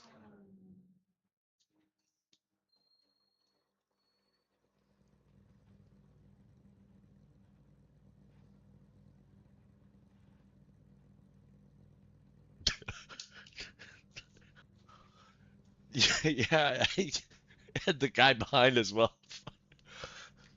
I don't know. I can't see the peak force that was delivered, but it wasn't the hardest that I've been hit on a motion rig, that's for sure. Because the D-box just isn't like that, which is a good thing. However, if you were on, like, say, a cubic system, the 220, you probably would have a little bit of a whiplash from that. Because when I was using initially when I was using the cubic 220, I I tried it on a Sven, Red Bull car number 1 is leading the race. T4 and where you just like go on the brakes. I think it was in the Formula as well. I forgot if it was F4 or whatever. And then the whole chassis would like be throwing me out, would be trying to throw me out, I should say. So yeah, I had to tone it down. I think when I was using the cubic system, I was using about like 60% output. That was it. Otherwise, it would be like for me, it would be too much motion.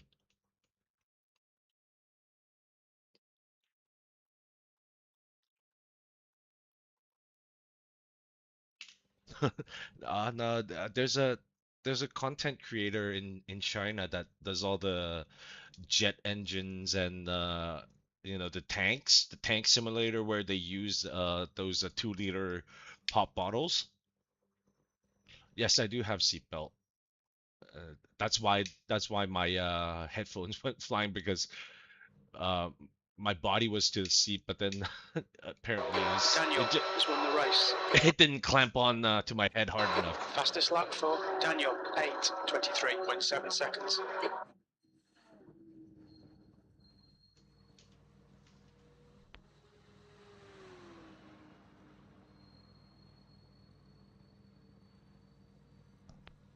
I'm using the cubic system BT1, and I actually highly recommend it, even prior to going motion. You've got 1 gallon left.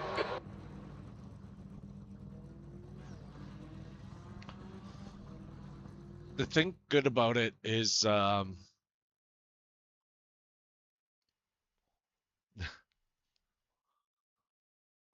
yeah, so my body was literally strapped to the seat because I use a 4-point harness, and then my head caused or my head flopping around caused the headphones to fly off.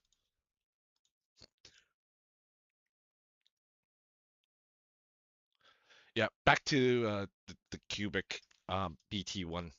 Um, it is pricey, but I think it is worth every dollar. I mean, sometimes like even if I don't turn on my D box and I turn on the seat belts, it will still give me the sensation of um braking, engine vibration and all that stuff. So, it's a cool bit of kit to have.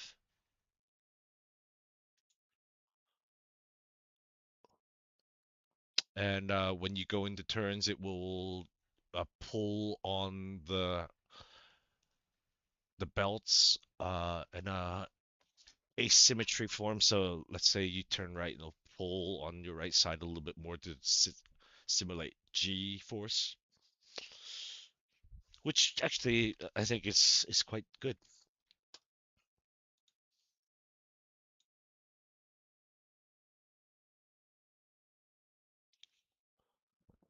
Because for me, I don't think that on the surge axis on the doesn't really work for driving sims, whereas you would prefer to have two actuators acting as a front and rear axle. So you would, if you were to have it in that configuration, which I do have, it would be like a 5 DOF and then plus the active seat belts to simulate the G forces.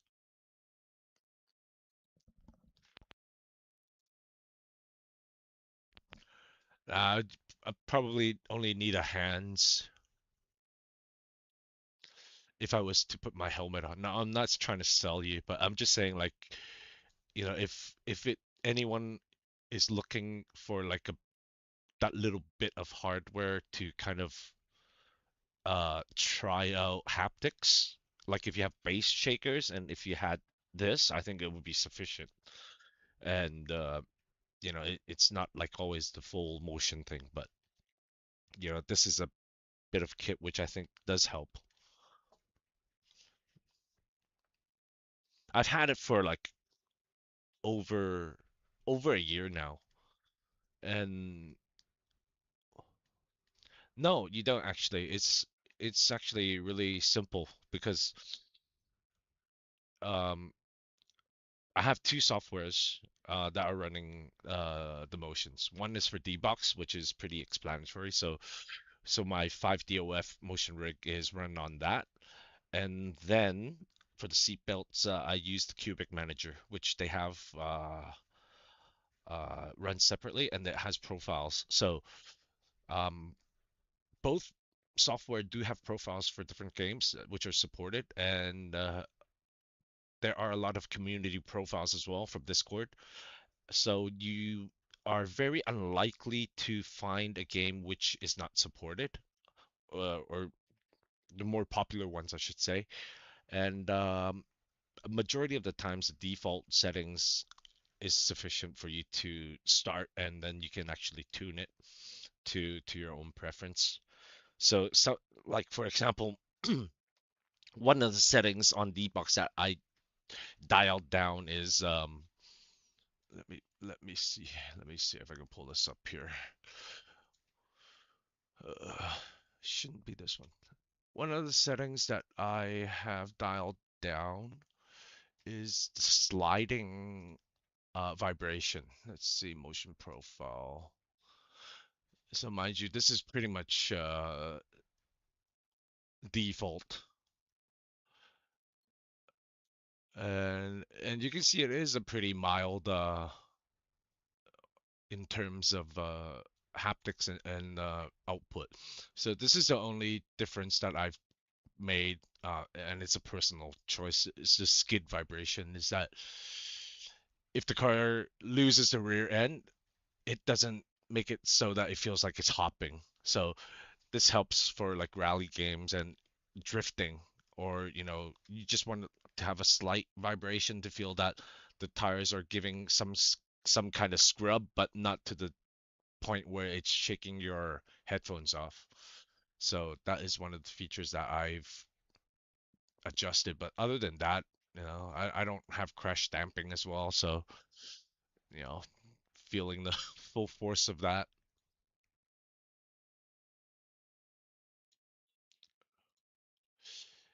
Yeah, I think like with buying hardware nowadays is important to have a look to see how it is controlled.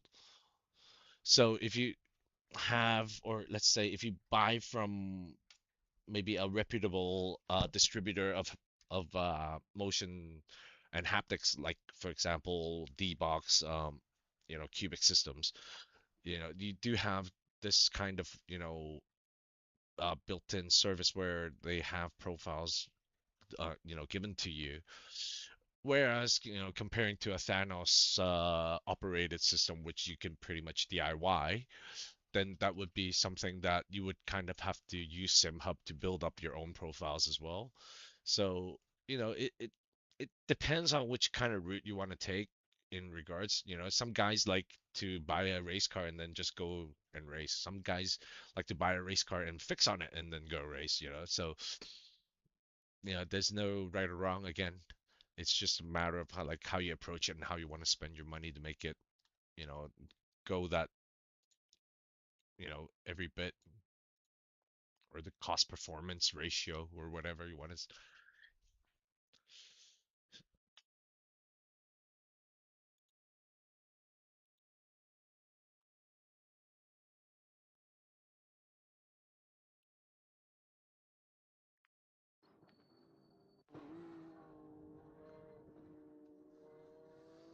I mean, if you can do like how should I say it? If you could do like an overlay setup, like design your own overlay, you can pretty much do your own profile. It's kind of like that. Yeah, I drove an LMP2 once on a track day a long time ago. I I did when my body was a little bit better. Um, I was more hands-on. Now I kind of have to take it a little bit easier so I don't do as much physical stuff now. This is as physical as it gets for me.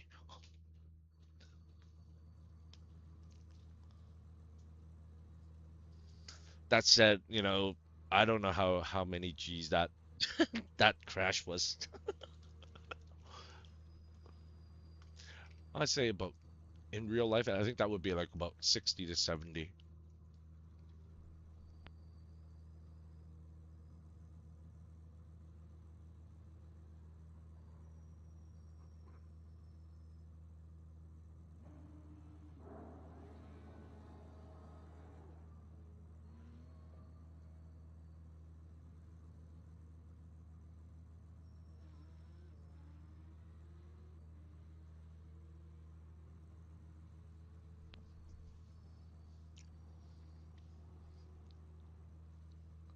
And the LMP is an experience.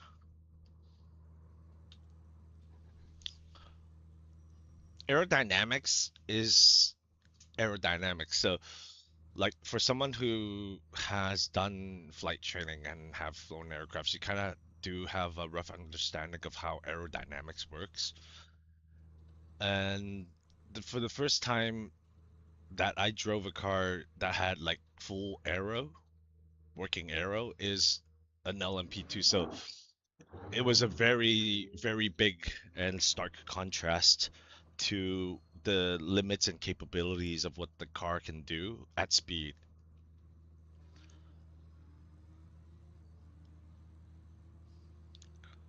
So before aero hits it, you do kind of don't have that much mechanical grip, and I think the the iRacing here, they do a pretty good representation of that in the LMP2 models.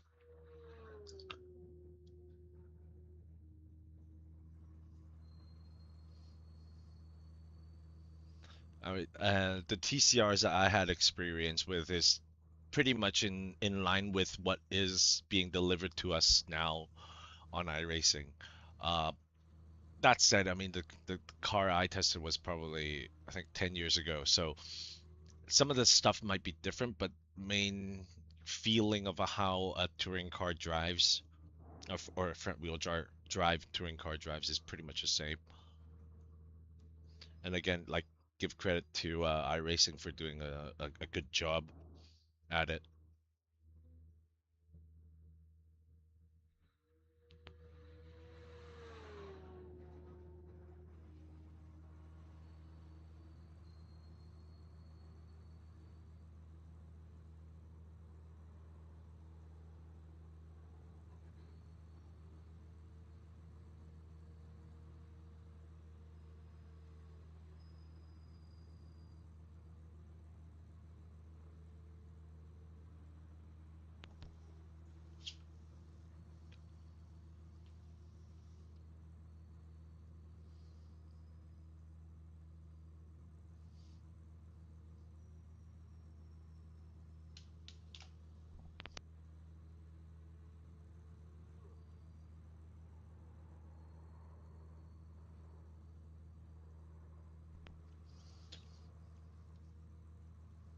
I did do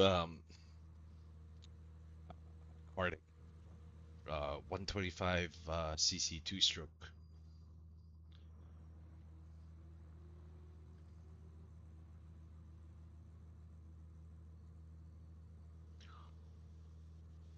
Yeah, I use Marvin's.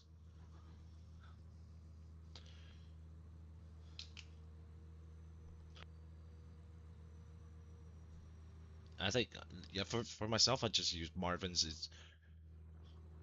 I don't think it's that much different in terms of the way that the back is delivered. I don't know, maybe because due to my wheelbase, but what it does provide is understeer and oversteer. So you can actually set your force feedback as you would, and then for each car, what you would have to do is actually go to the circle test track and then drive until you reach the point where the car is understeering, and then you have a button mapped, and then you click on that, basically telling the software the point where the tire starts scrubbing. So with that information, um, what what advantages it provides is that once you're turning and you can feel that the understeer signal is coming up on your wheel, then you can lay off on the steering lock. So by doing that, you don't overheat the tires as much. So knowing that tires or the tire temperature is everything in our iRacing, that actually provides a little bit of more of a feedback.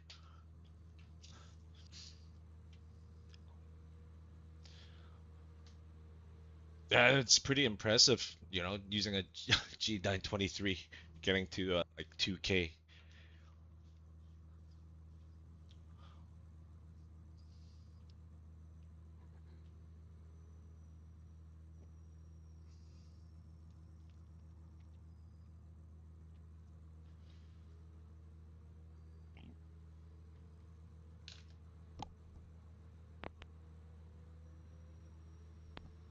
Yeah, you can select like what kind of a signal it gives you. It can give you like a sine wave or like a triangle wave. So like for me, I'm using the SimiCube 2. It actually provides the signal for understeer and oversteer. So it's a little bit more tactile. Um, so I think it works with most direct drive bases.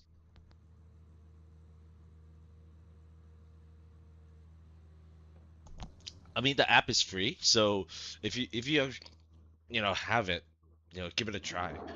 I don't know if it'll work with belt drives. If it does, then that's pretty good.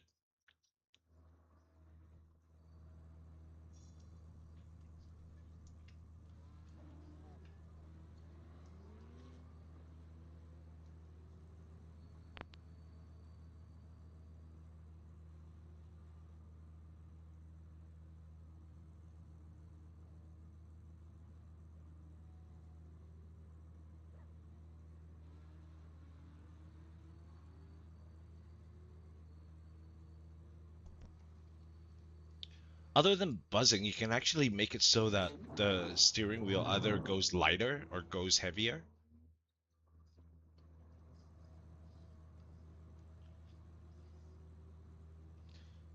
So that could actually replicate how it feels in real life.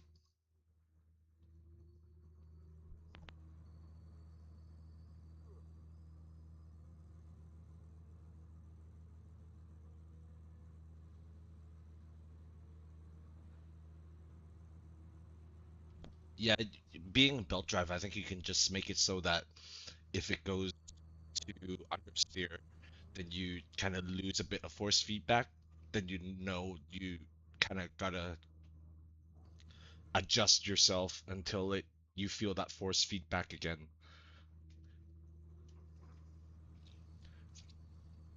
I think there are ways where you can go and have a workaround around with regardless like what kind of wheelbase.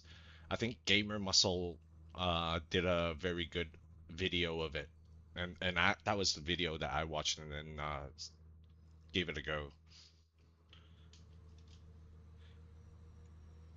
That dude is all FFB.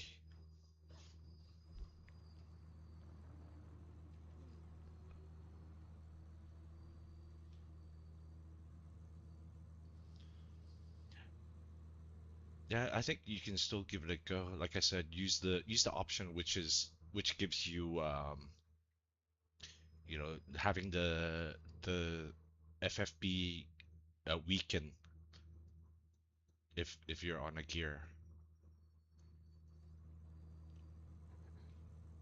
Likewise, you can use that for oversteer as well. So whenever your wheel goes,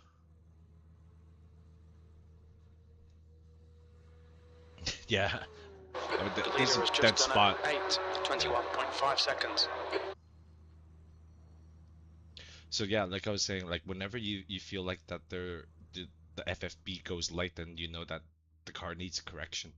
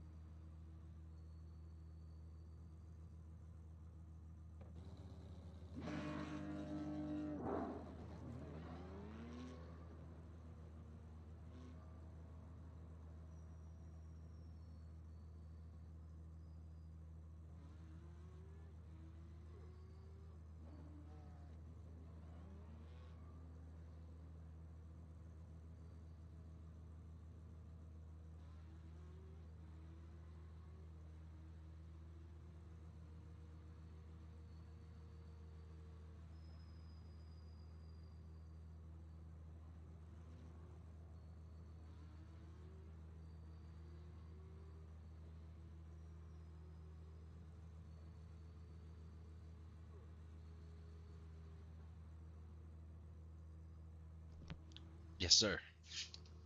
Active pedals. Yeah, when I went to this, I had a mission of trying to have everything active. Like I said, coming from my background, I have a little bit more of a demand on what I wanted from a simulator.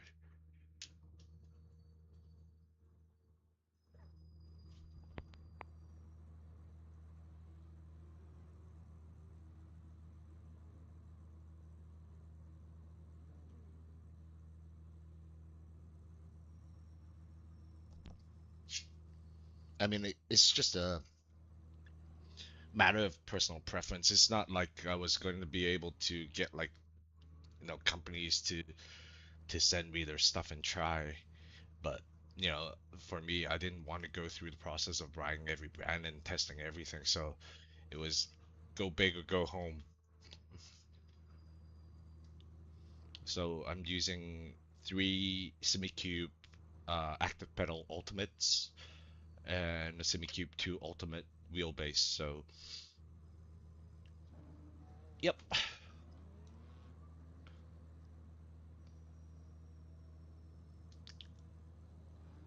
Yes. ABS works on iRacing. The only thing that doesn't work is traction control. So you don't get the haptics for traction control. Even given that it's not active pedal, what you can do is get a pair or a set of like eBay or Simpson pedals and then add the haptics on and then just use the sim hub to uh to get the signals through, which I think is actually the best cost and performance friendly upgrade is to get those Simpson or Simon, I should say, Simon load cell pedals and then add the haptics.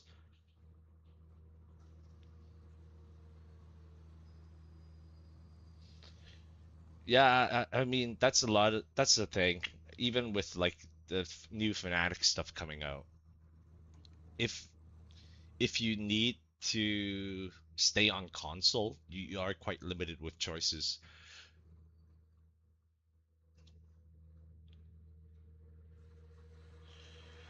But the thing is, you can actually hook up a D-box with Gran Turismo. So, if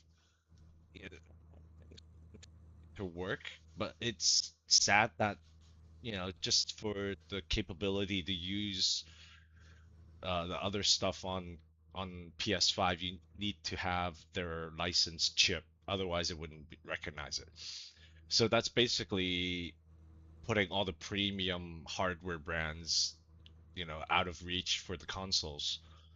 And whereas, Fnatic, Thrustmaster, you're actually paying for that privilege to use it on the console. However, some of the stuff that they're delivering aren't, the best on the market at the moment.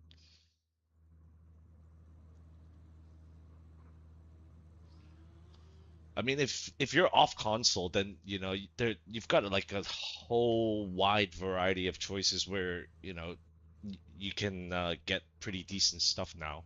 And to be honest, I think that you don't need to have all the newest stuff, especially like if you look at like I'm not trying to bash on any brands or anything. If you look at Sim Magic, previously I owned Alpha U Ultimate, and I think throughout my ownership I didn't have any issues with it. And whereas like the new Neo or whatever it is, the Alpha Neo base, there seems to be a little bit more issues. And if you can get yourself a decent second-hand Alpha series,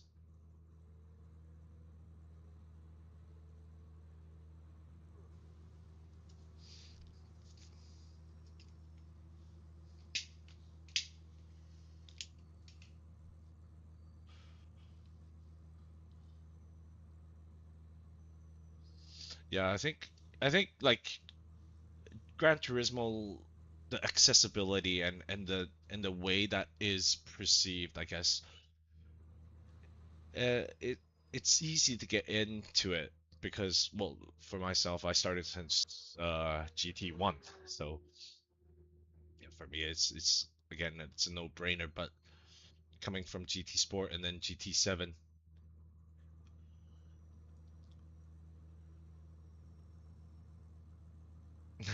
Conspit, I think the guy that was at Simagic, that was responsible for the GT Neo, he went to Conspit. So I think a lot of the previous generation Simagic stuff, the quality, like I said, of the older Alpha series is actually gone to Conspit. And I think Conspit are actually making a marketing push as well because they've got a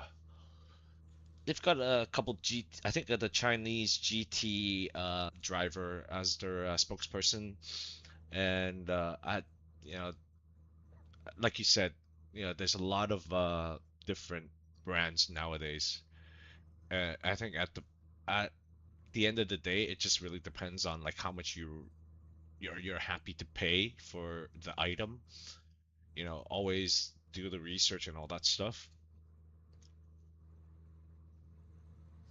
No, yeah, for sure. I mean, like a lot of people that I've tried to convert over to iRacing have not made it out of rookies, purely just because of the fact that they're used to do having like a sim or like Gran Turismo as the comparison where the career doesn't feel the same. Oh, this is like so hardcore. This is just like all racing.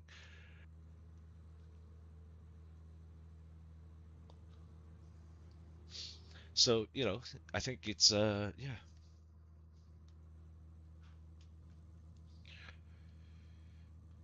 GT is good when you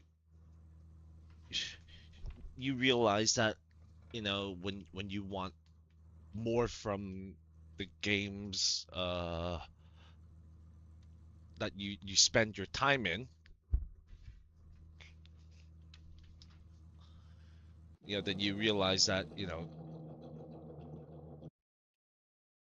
this is much more realistic in terms of physics. You have damage, you can't, run into someone and then keep on going as if your car is brand new. But, GT has its own. I'm gonna be interested in Forza, to be honest. Forza Horizon, kind of like the open world stuff where AC Evo promised, but we still haven't got. Just kind of the that just purely one track itself is not like for me not enough.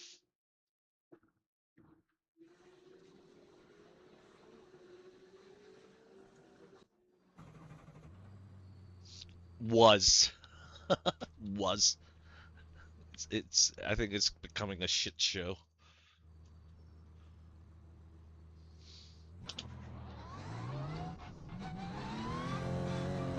All clear on pit exit. Motherfucker, that guy is here again.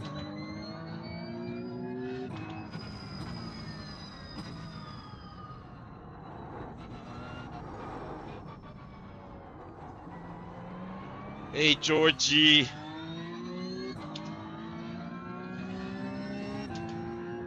Uh,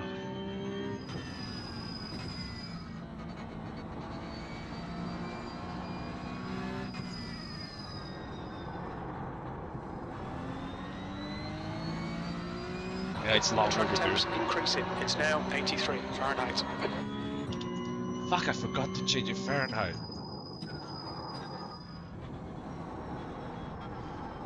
I've got so many games on Steam, like driving games, that I don't even touch.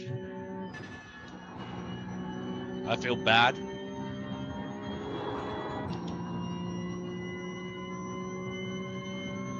Yeah, I mean, but the thing is, does that have native triple screen support, or do I still have to use Resize Rec here? That's the thing that like bothers me, is that I can't get triple screen to work properly.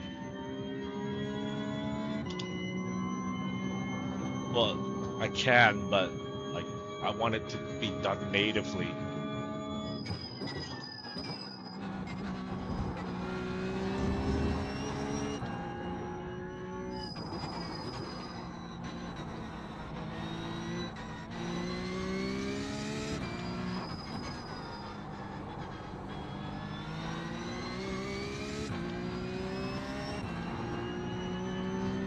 I mean, they got rid of the career mode, which I think kind of sucks, or the progression, which kind of sucks. But GT being, a developed by Polyphony, which is a Japanese company, they're a little bit more conservative in terms of how they update their game and what they do and what they don't do.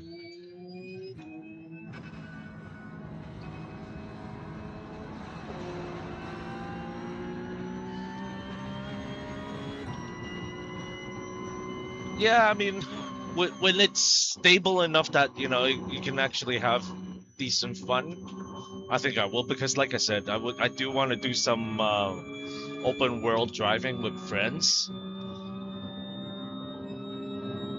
I mean, nothing's free in life. I mean, even hosting a server here on iRacing, you need money, but it's not like They're showing a it's not slippery doable surface flag. as long as the service justifies the cost. And I think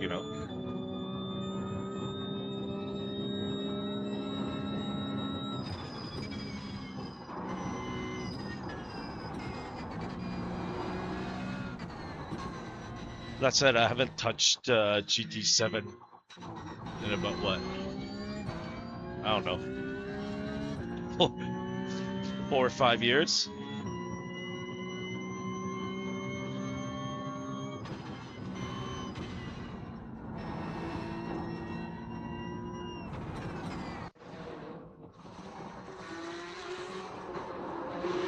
But that's one of the things as well. It puts you in the bad habit where you think if you're coming from behind the pack, you're gonna be winning. Kind of doesn't really The happen track that temp much is in real life, 77 Fahrenheit. unfortunately. The air temp is 66. Cold tires all round. P4.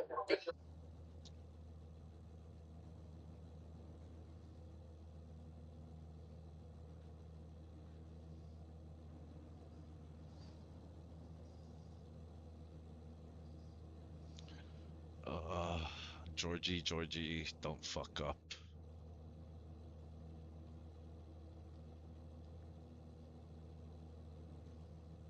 Yeah, I left a long time ago for iRacing.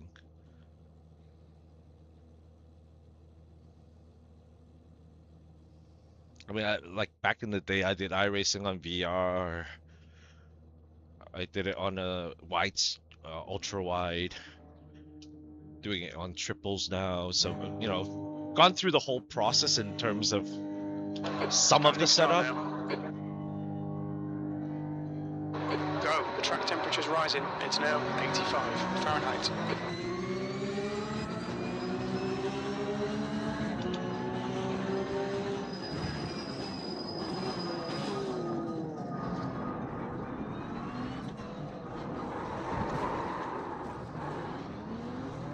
It's a big pile-up in Yokohama S. Man, that guy is such a fucking jerk.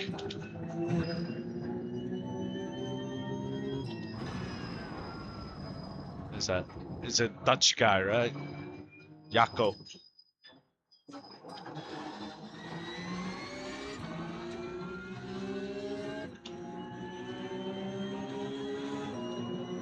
Understood. I'll give those calls. Car left. Hold your clear left. Nah, it's Derek Davis, an American, that's why.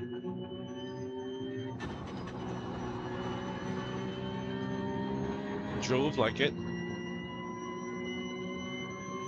Yeah, this is my final form for a while. I mean, I've got a couple of bits coming in,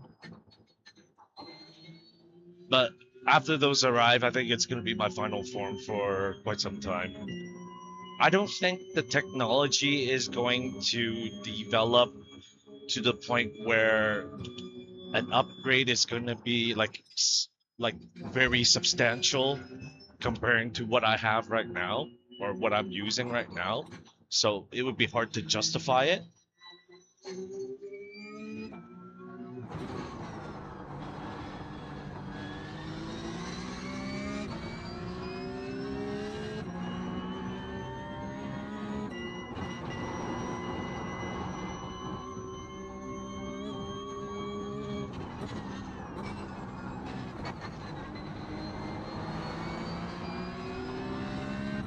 I mean, that guy got angry that he got outbraked,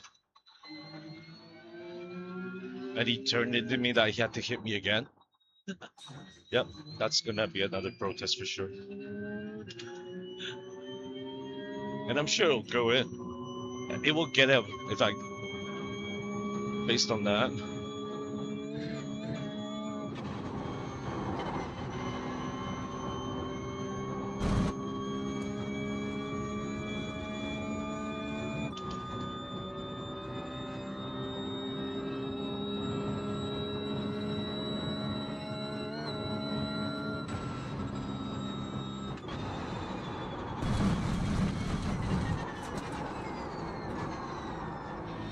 Saved it.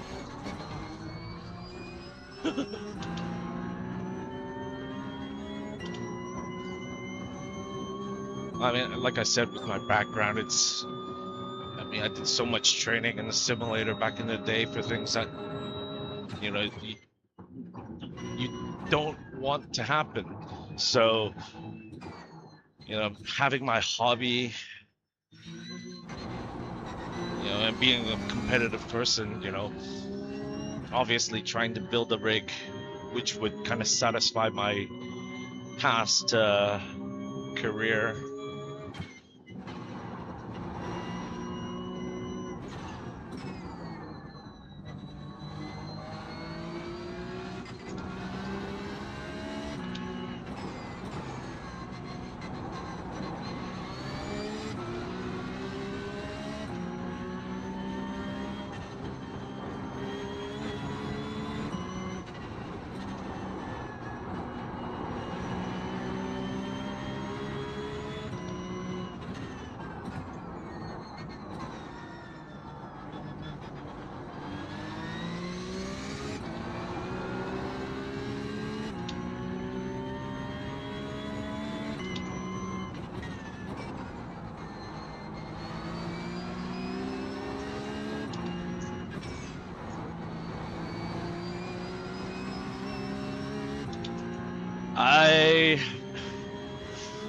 I don't have all the peripherals for flying it on a flight sim.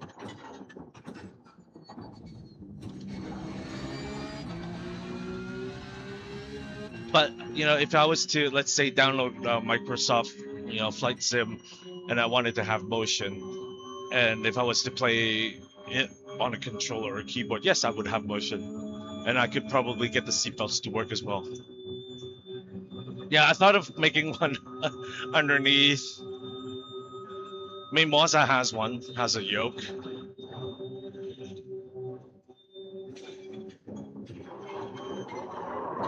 Car right, clear right.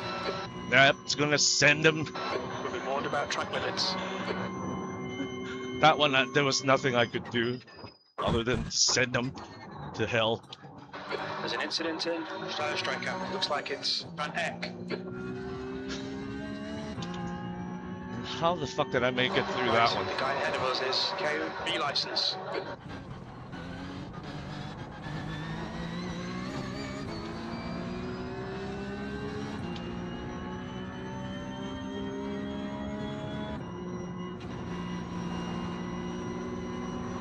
Car left.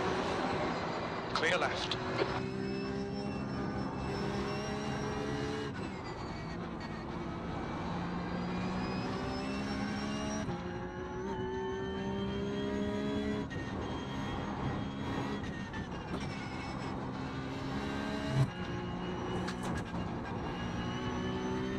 Again, you. It's the second time. Georgie, Georgie, Georgie.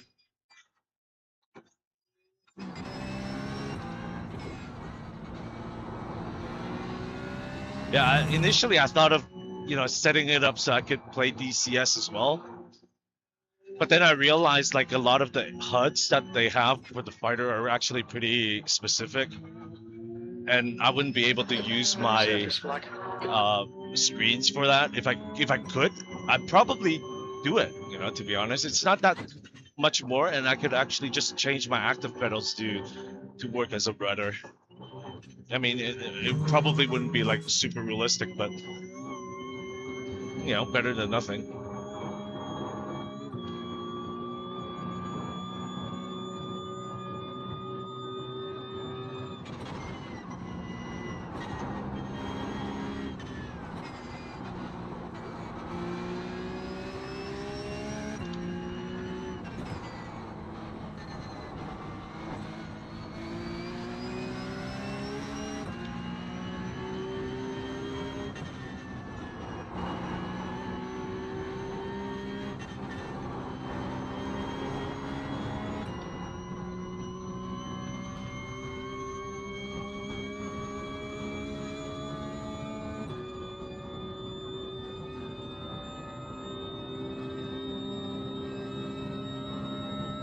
I mean, I'm gonna report that the number 1 dude or P1 for that hit on turn 1. That's for sure. So even if he wins, I'm gonna let this guy through so he can fuck others up.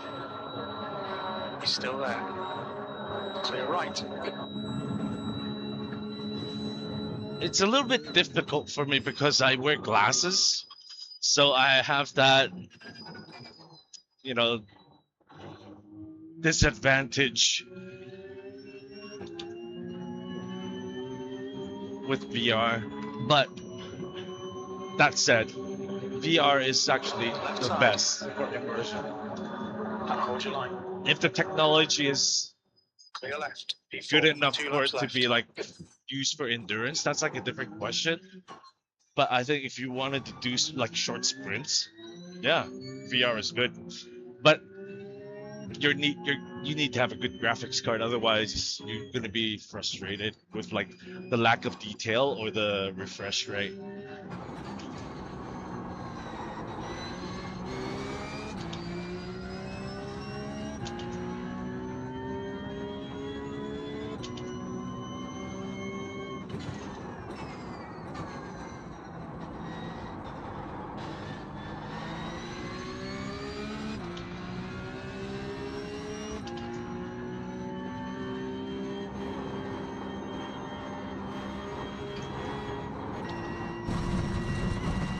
On your right.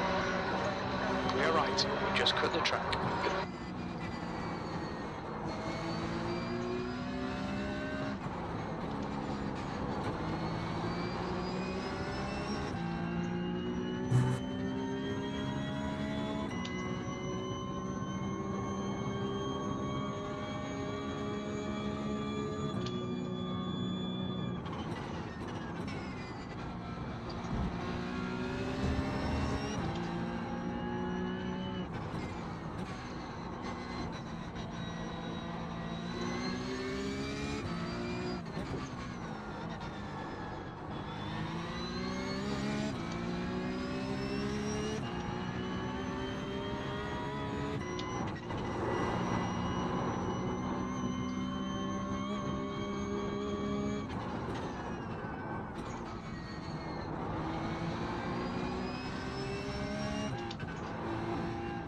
Yep, I used that for GT before.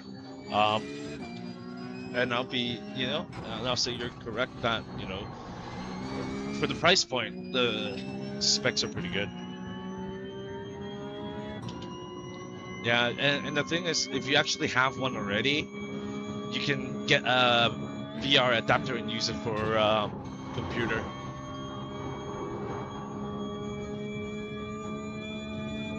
So that's like a good selling point for someone that's looking into getting it.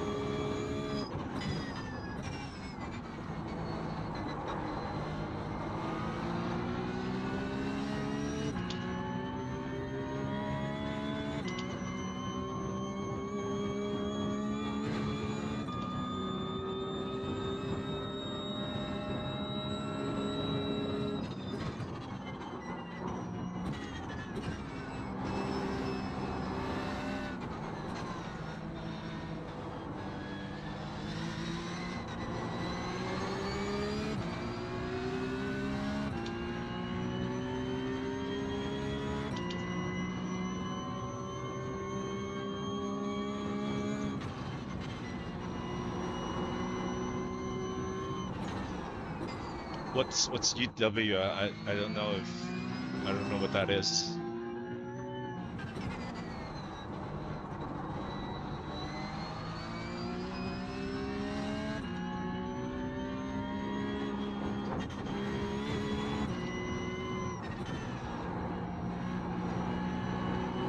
I mean, the ones that I use to VR headsets is HP Reverb G2. That's the one that I started off with. And then the one that I have now is the Pimax Crystal Light. But I haven't put enough time with the headset to like say it's any good or not. Gap to Anderson. Ahead is increasing. It's now 1.2. Ultra wide is good if you're like if you have like a confined space. It can give you like the width that you need, but like height wise, Car ahead is kind of limited. Anderson, and their rating is 1.6. I used a G9 or 49-inch G9 before. That was you know, it was pretty good for the time. I couldn't complain.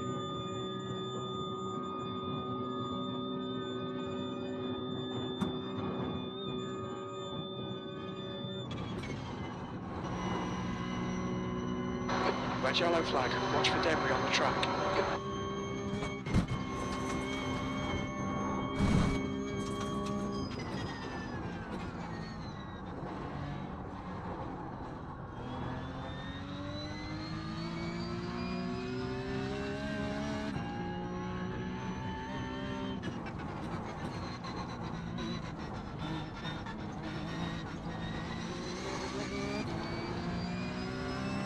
The gap to Rack behind is now 2.3 seconds.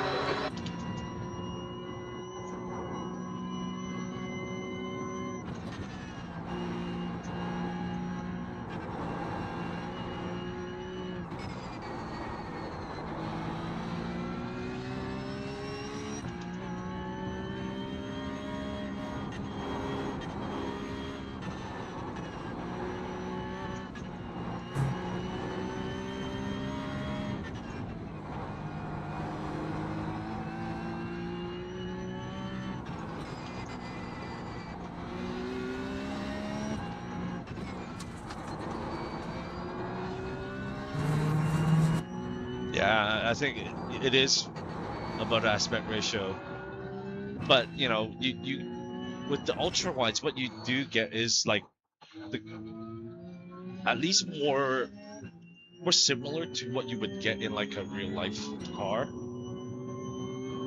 So your peripheral vision is filled with the screen. I think that is like what you kind of need in terms of being able to be aware spatially where you are with respect to others. And once you have that like dialed down in terms of like FOV or you know radars or overlays and whatnot, then when you know like how much space your car occupies on the track, then you can like have much better racing because you know how much room to leave and how much room you need to make a maneuver. Slippery surface flag.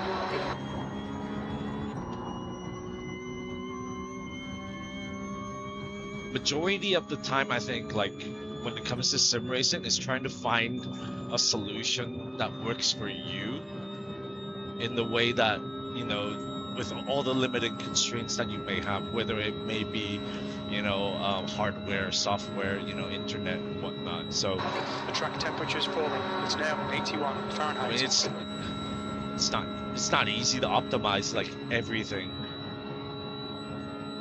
and have everything like run smoothly Gap to P6. day in, behind day is out. now So 1.9.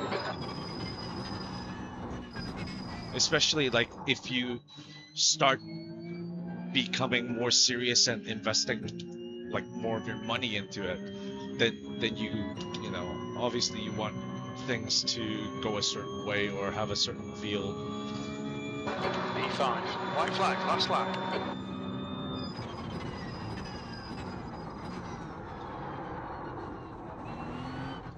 So I think what I'm gonna try to do when my couple of packages arrive, when they do, I don't know when they're gonna arrive, I'll probably like do an update version of the studio tour or the sim room tour, where how I have things set up now and kind of like what it looks like.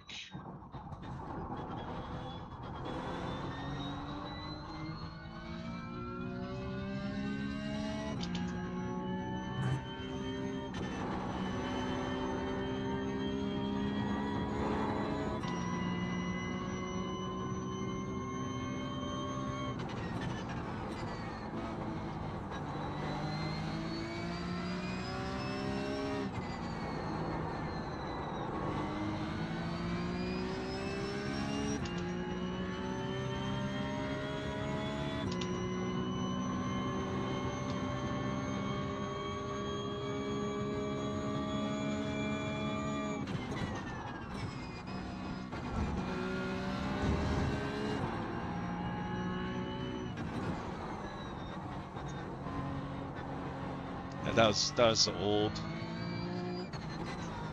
That was like I think the start of 2025. So it's like what 17 months old now.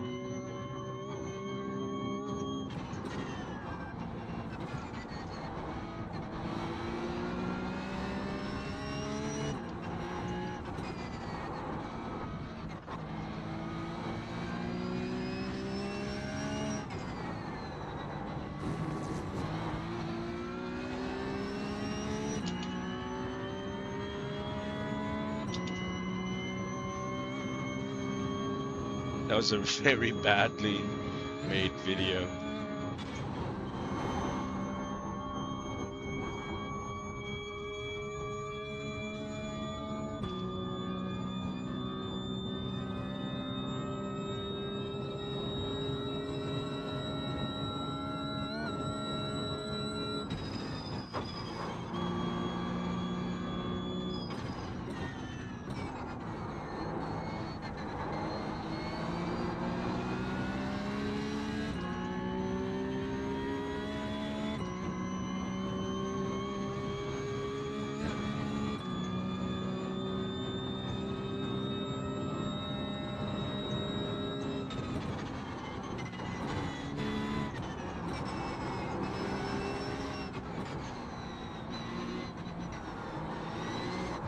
Cool. We've been warned about track limits. Don't panic, we'll get him back. Yeah, I mean, The guy ahead is Rack. I mean, I've had purchases where I've really regretted. A couple of cockpits that I really regret buying. So from an Italian company.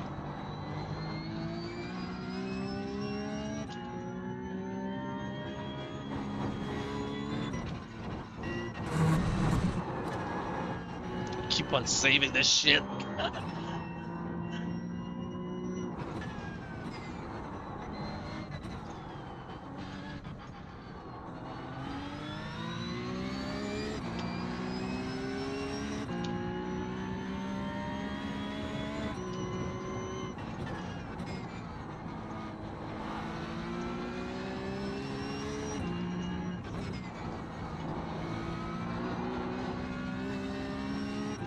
EP Labs. It's getting closer. The gap is now 1.5. EP Labs. Into Barbolin curve. That's probably the gear that I most regret getting.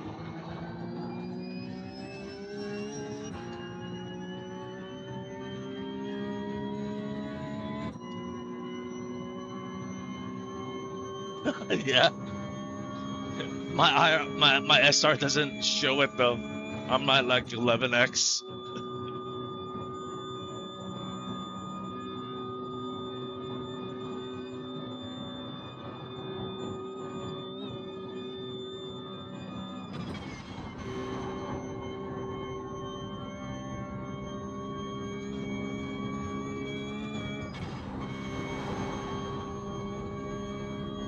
Build quality. A lot of stuff. It looks like. What name? I mean, even speaking to the owner and looking back now, it seems like well, I can't say it's a scam, but yeah, definitely not what I expected. Because when I spoke to the guy, I forgot his name, the owner. I specifically wanted to order the two dashboards, the 296 and then the 992, which I thought was made out of carbon fiber. And then and for the given price point which I actually got it, I thought it would have been possible, because actually carbon fiber is not that expensive, if to get from China or whatever. It doesn't matter. It's not an expensive item. It's only the process involved that costs labor. So after receiving what I would say like pretty big shipment with wouldn't say pretty big. I mean, two simulators worth of cockpits, dashes, and you know, accessories and stuff. You know, it comes damaged, it arrives damaged, and then had some fitment issues because of the wheel deck. No, I mean the wheelbase that I have. Proventrance. You think it might be Davis?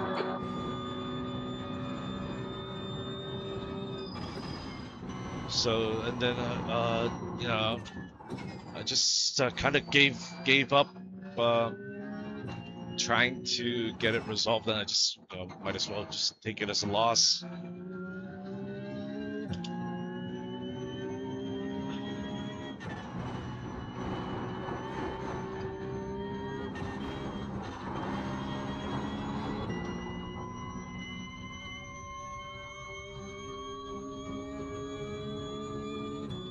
I mean, things arriving damaged, that's something that I think is actually not really acceptable.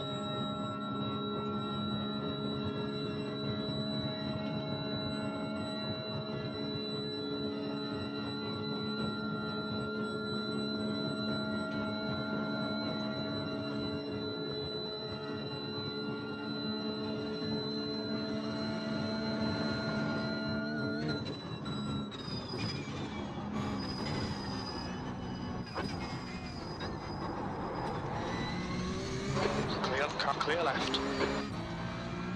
Motherfucker.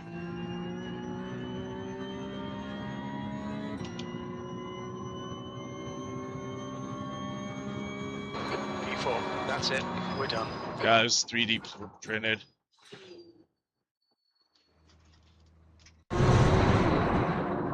I mean the soldering behind the buttons, it looks like it was done by a fucking amateur.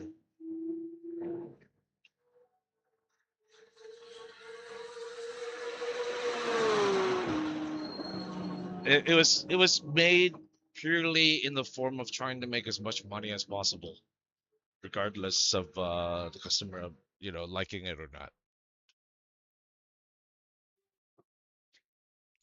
What the fuck was that last bit? Holy shit.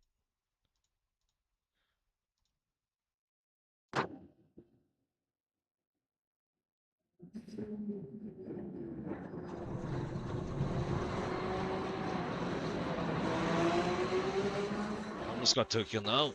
Fuck me. No, it was like literally 3D printed and then wrapped, which I thought really sucked. That fuck that shit. Number one dickhead. Hold on. Gotta remember to get this.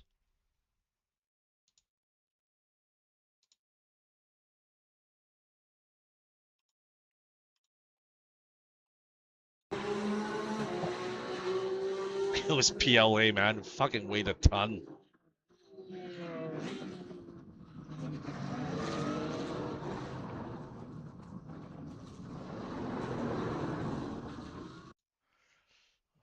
Dear iRacing, I did not know that barging.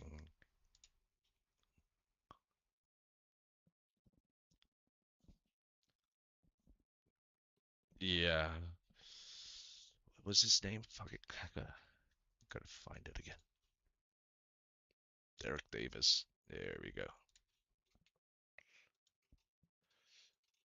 Yeah, the thing is that on iRacing, I do more reports than I used to do.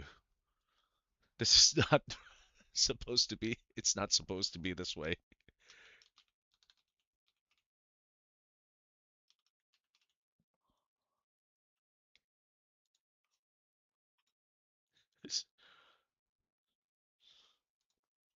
It's a good result. I'll take it.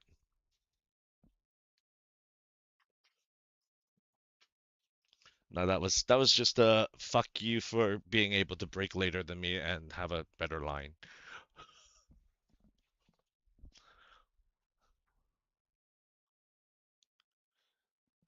I think let's see if I can find it on here. What's his name? Motherfucker. Oh yeah, Derek Davis cockpit.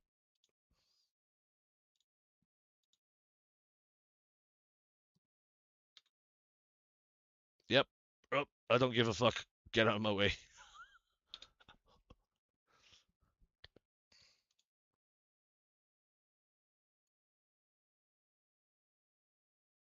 Yeah, of course he did. You can let's see if I can get some audio and hear this.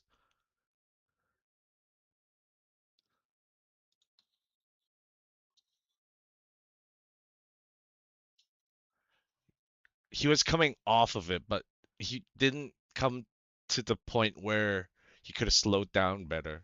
He just let it roll into me. At least that's what I would say.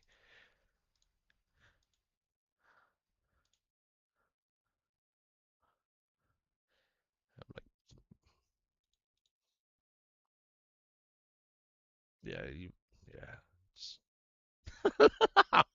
Look at the guys behind. Fucking hell. Selfish move.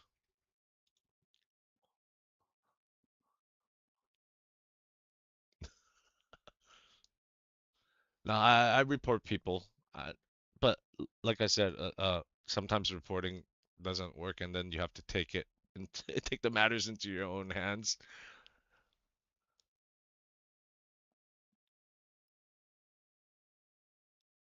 Yeah, he's not making that corner without contact. He knew it, and then he just tried to use me to turn for rotation. Okay.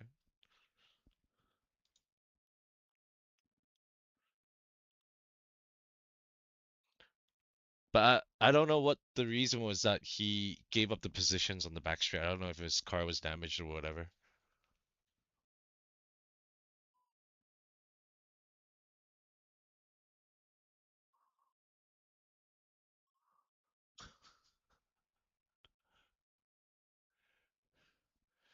Nah, I try not to communicate on iRacing too much because I'm gonna get banned if I go on mic or whatever.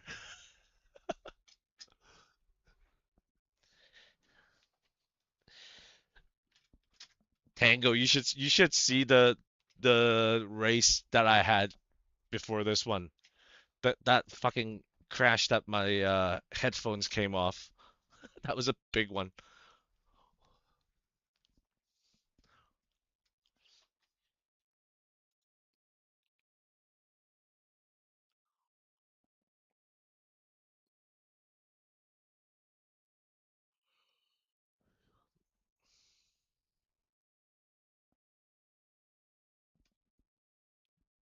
Fucking 11x for this race, man. Gonna lose like another, I don't know, I think like 0.15.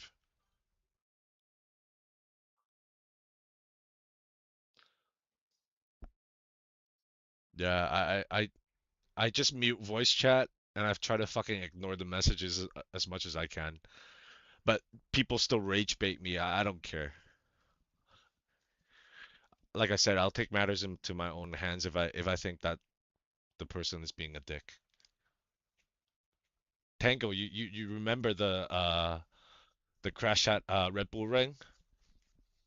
Yeah, I protested both those guys and it it got in. It got them.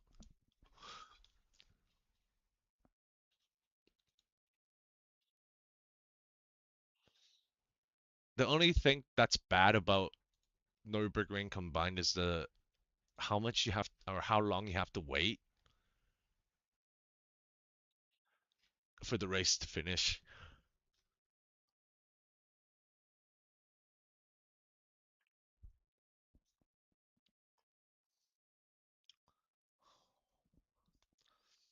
That was the fucking best crash I've had this season. Last season, last season the biggest crash I've had was in the P Cup as well. I don't remember if it was on stream. and it was going down Spa, halfway down to Eau Rouge, and then the guy put me into the wall, and I went rolling all the way down into Eau Rouge.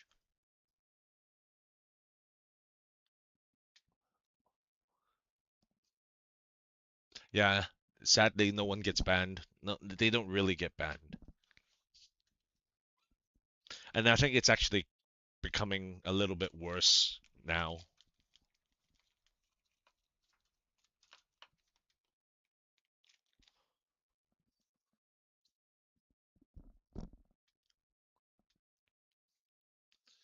I mean, people want like racecraft and all that stuff, but you kind of need to display that you can do it before you expect others to do that.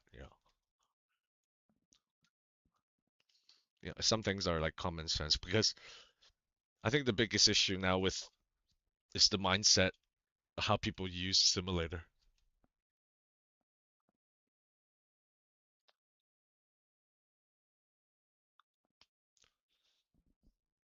Yeah, excessive contact is like, yeah, pointless. Or intentional contact is pointless, but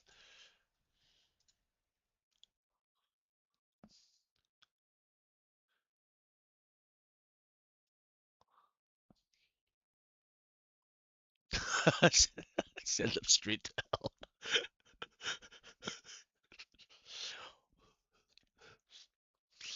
Yeah. No, I mean we all have spaces reserved there. It's just who goes there first.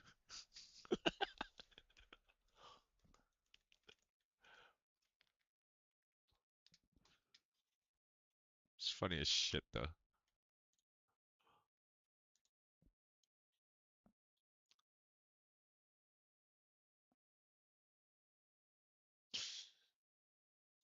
Yeah, but people actually take that as an insult when you tell them that, it's not the right way to drive. So, sadly, the only thing that you can do is when you report them, you look at the was it sporting code, and then you actually write something that, you know, um falls within the sporting code that they, violated or whatever it is.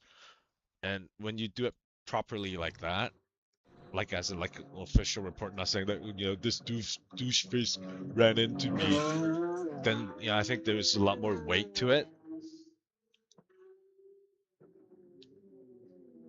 I mean, like for simple stuff, if the guy is even blinking and causing your race to be fucked up because you can't pass them, I mean that is a protestable thing. It's how you uphold yourself. I forgot which what do you call it? Section it was. Yeah, I got reported for that before because of having shitty internet. So, you know, anything goes.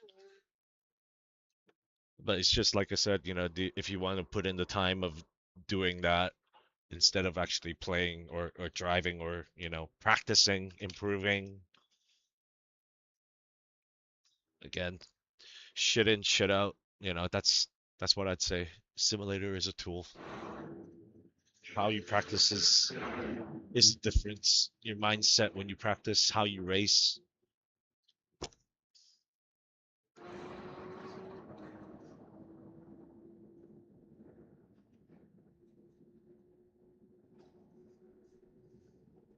I mean, at the end of the day, you're not racing anyone other than yourself because, if you make a mistake, it's on you. And, if someone makes a mistake, I think everyone should think that, is there something that I could have done better? I mean, it's instinctively not something that people would do, but, did I put myself in the position to deserve that?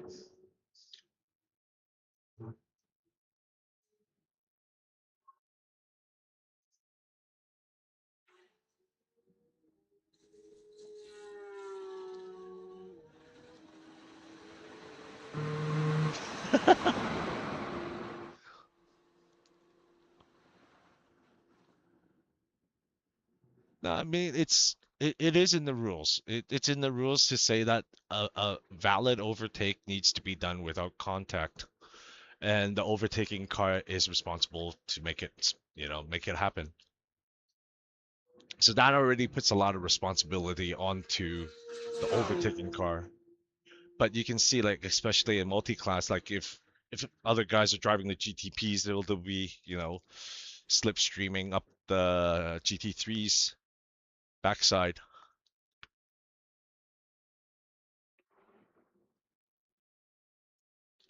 A lot of it is knowledge, to be honest, like understanding the game, understanding the physics model, what variables are, how it affects,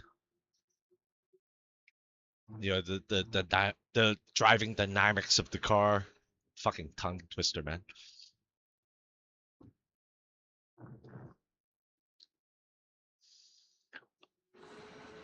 I mean, because it's easy, people are easy or lazy, I should say. All those rules like F1 rules or WEC rules are, rules that have been fed to them by, commentators or what they watch. I mean, to be honest, the sporting code is not really that difficult. It's written in English, you know, and I think it's something that, if you do want to make a protest stick, you should go through that and see what violations that you can get them on.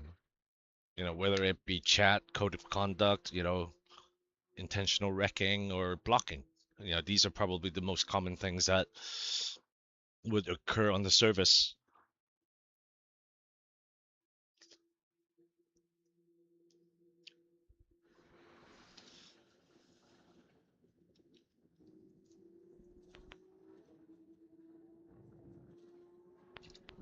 I mean, no one leaves space like for the car on the outside in this game. Like I would say 80, 85% of the time. So trying to overtake on the outside is like very, very risky.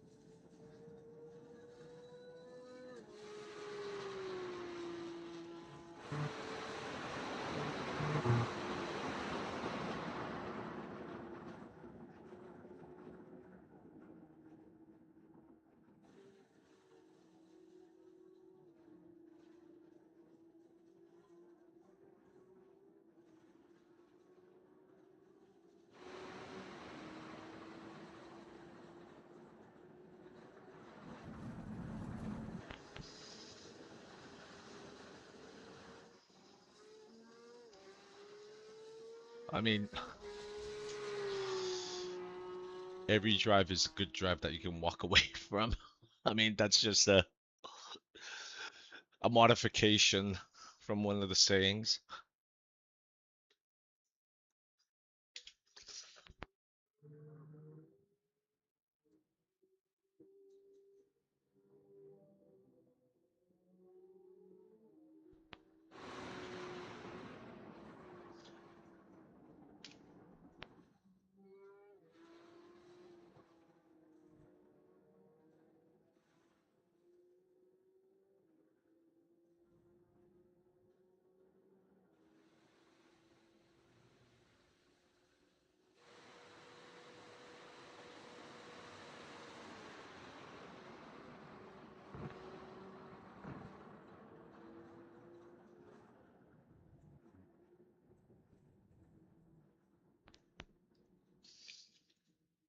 I mean, I think like in terms of like what iRacing can improve is obviously number one is netcode.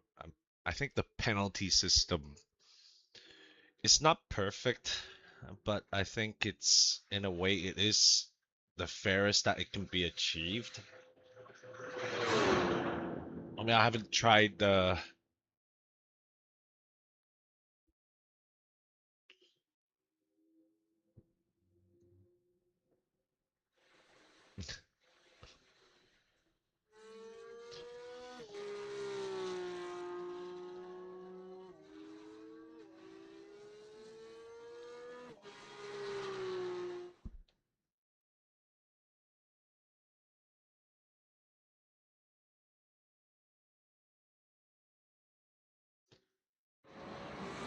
I think network is actually not that big of an issue. I think it depends on what your hardware is actually using, and obviously use a wired connection to your router.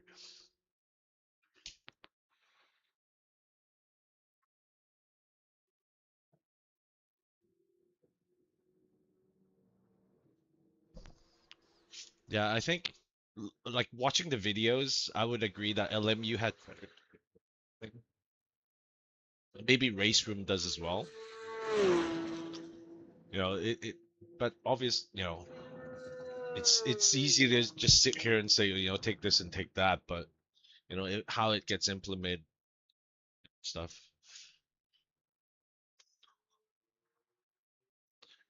And the starts, the rolling starts needs to be addressed as well. I think network, if you use like a gaming VPN, you can get a little bit of advantage, or no, I can't say advantage. You can gain a little bit of performance in terms of ping, but is it like really necessary? I don't think it is. I mean, it's not to the point where it's GT, people bouncing off each other. It's just that it when we get the close racing, it seems to amplify the physics model a little bit more than it should.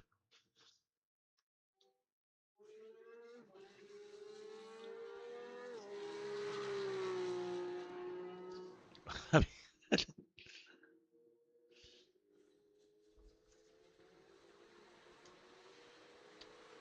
the car is a lot more fragile, I think, compared to the P Cup. If you want to like have the kind of close, being able to bump draft each other, I think the P Cup is the best sports car there is. I mean, other than maybe the Miata, if you want to be bump drafting all day and whatnot.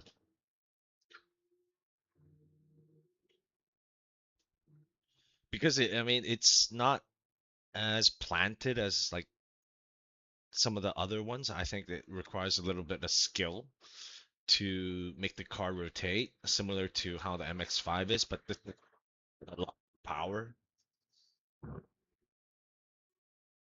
And I'll be honest, like prior to this update for this car, really into the P Cup.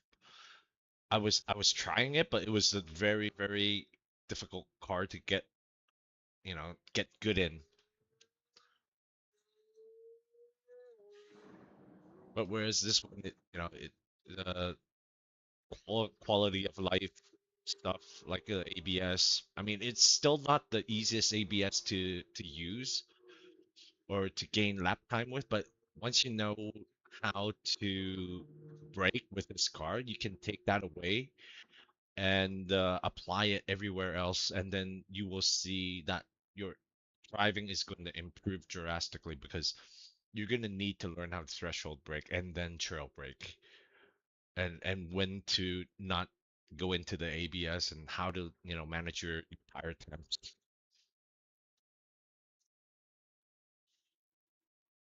Yeah, I think like anything spec where everyone kind of drives the same thing where you don't have the performance disparity usually offers good racing like SR3s or you know I would want to say Formula, but too much of the guys on the Formula side of the service are maybe two F1 25 or that kind of series orientated.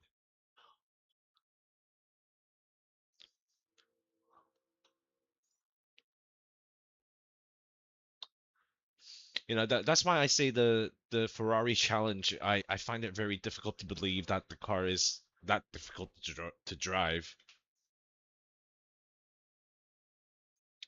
Yes, I can imagine.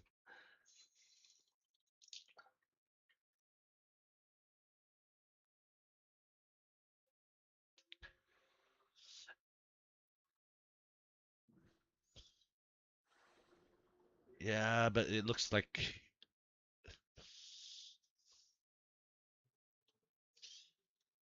F4 can be fun at times. Like Super Formula can be fun. But it really depends on the lobby that you're in and the guys. Some of the best Formula racing I've had on the service is actually with a real life driver. Alistair Young is the son of the Formula One driver Alex Young from Malaysia. So some pretty good battles with him in the Formula cars in Silverstone previously.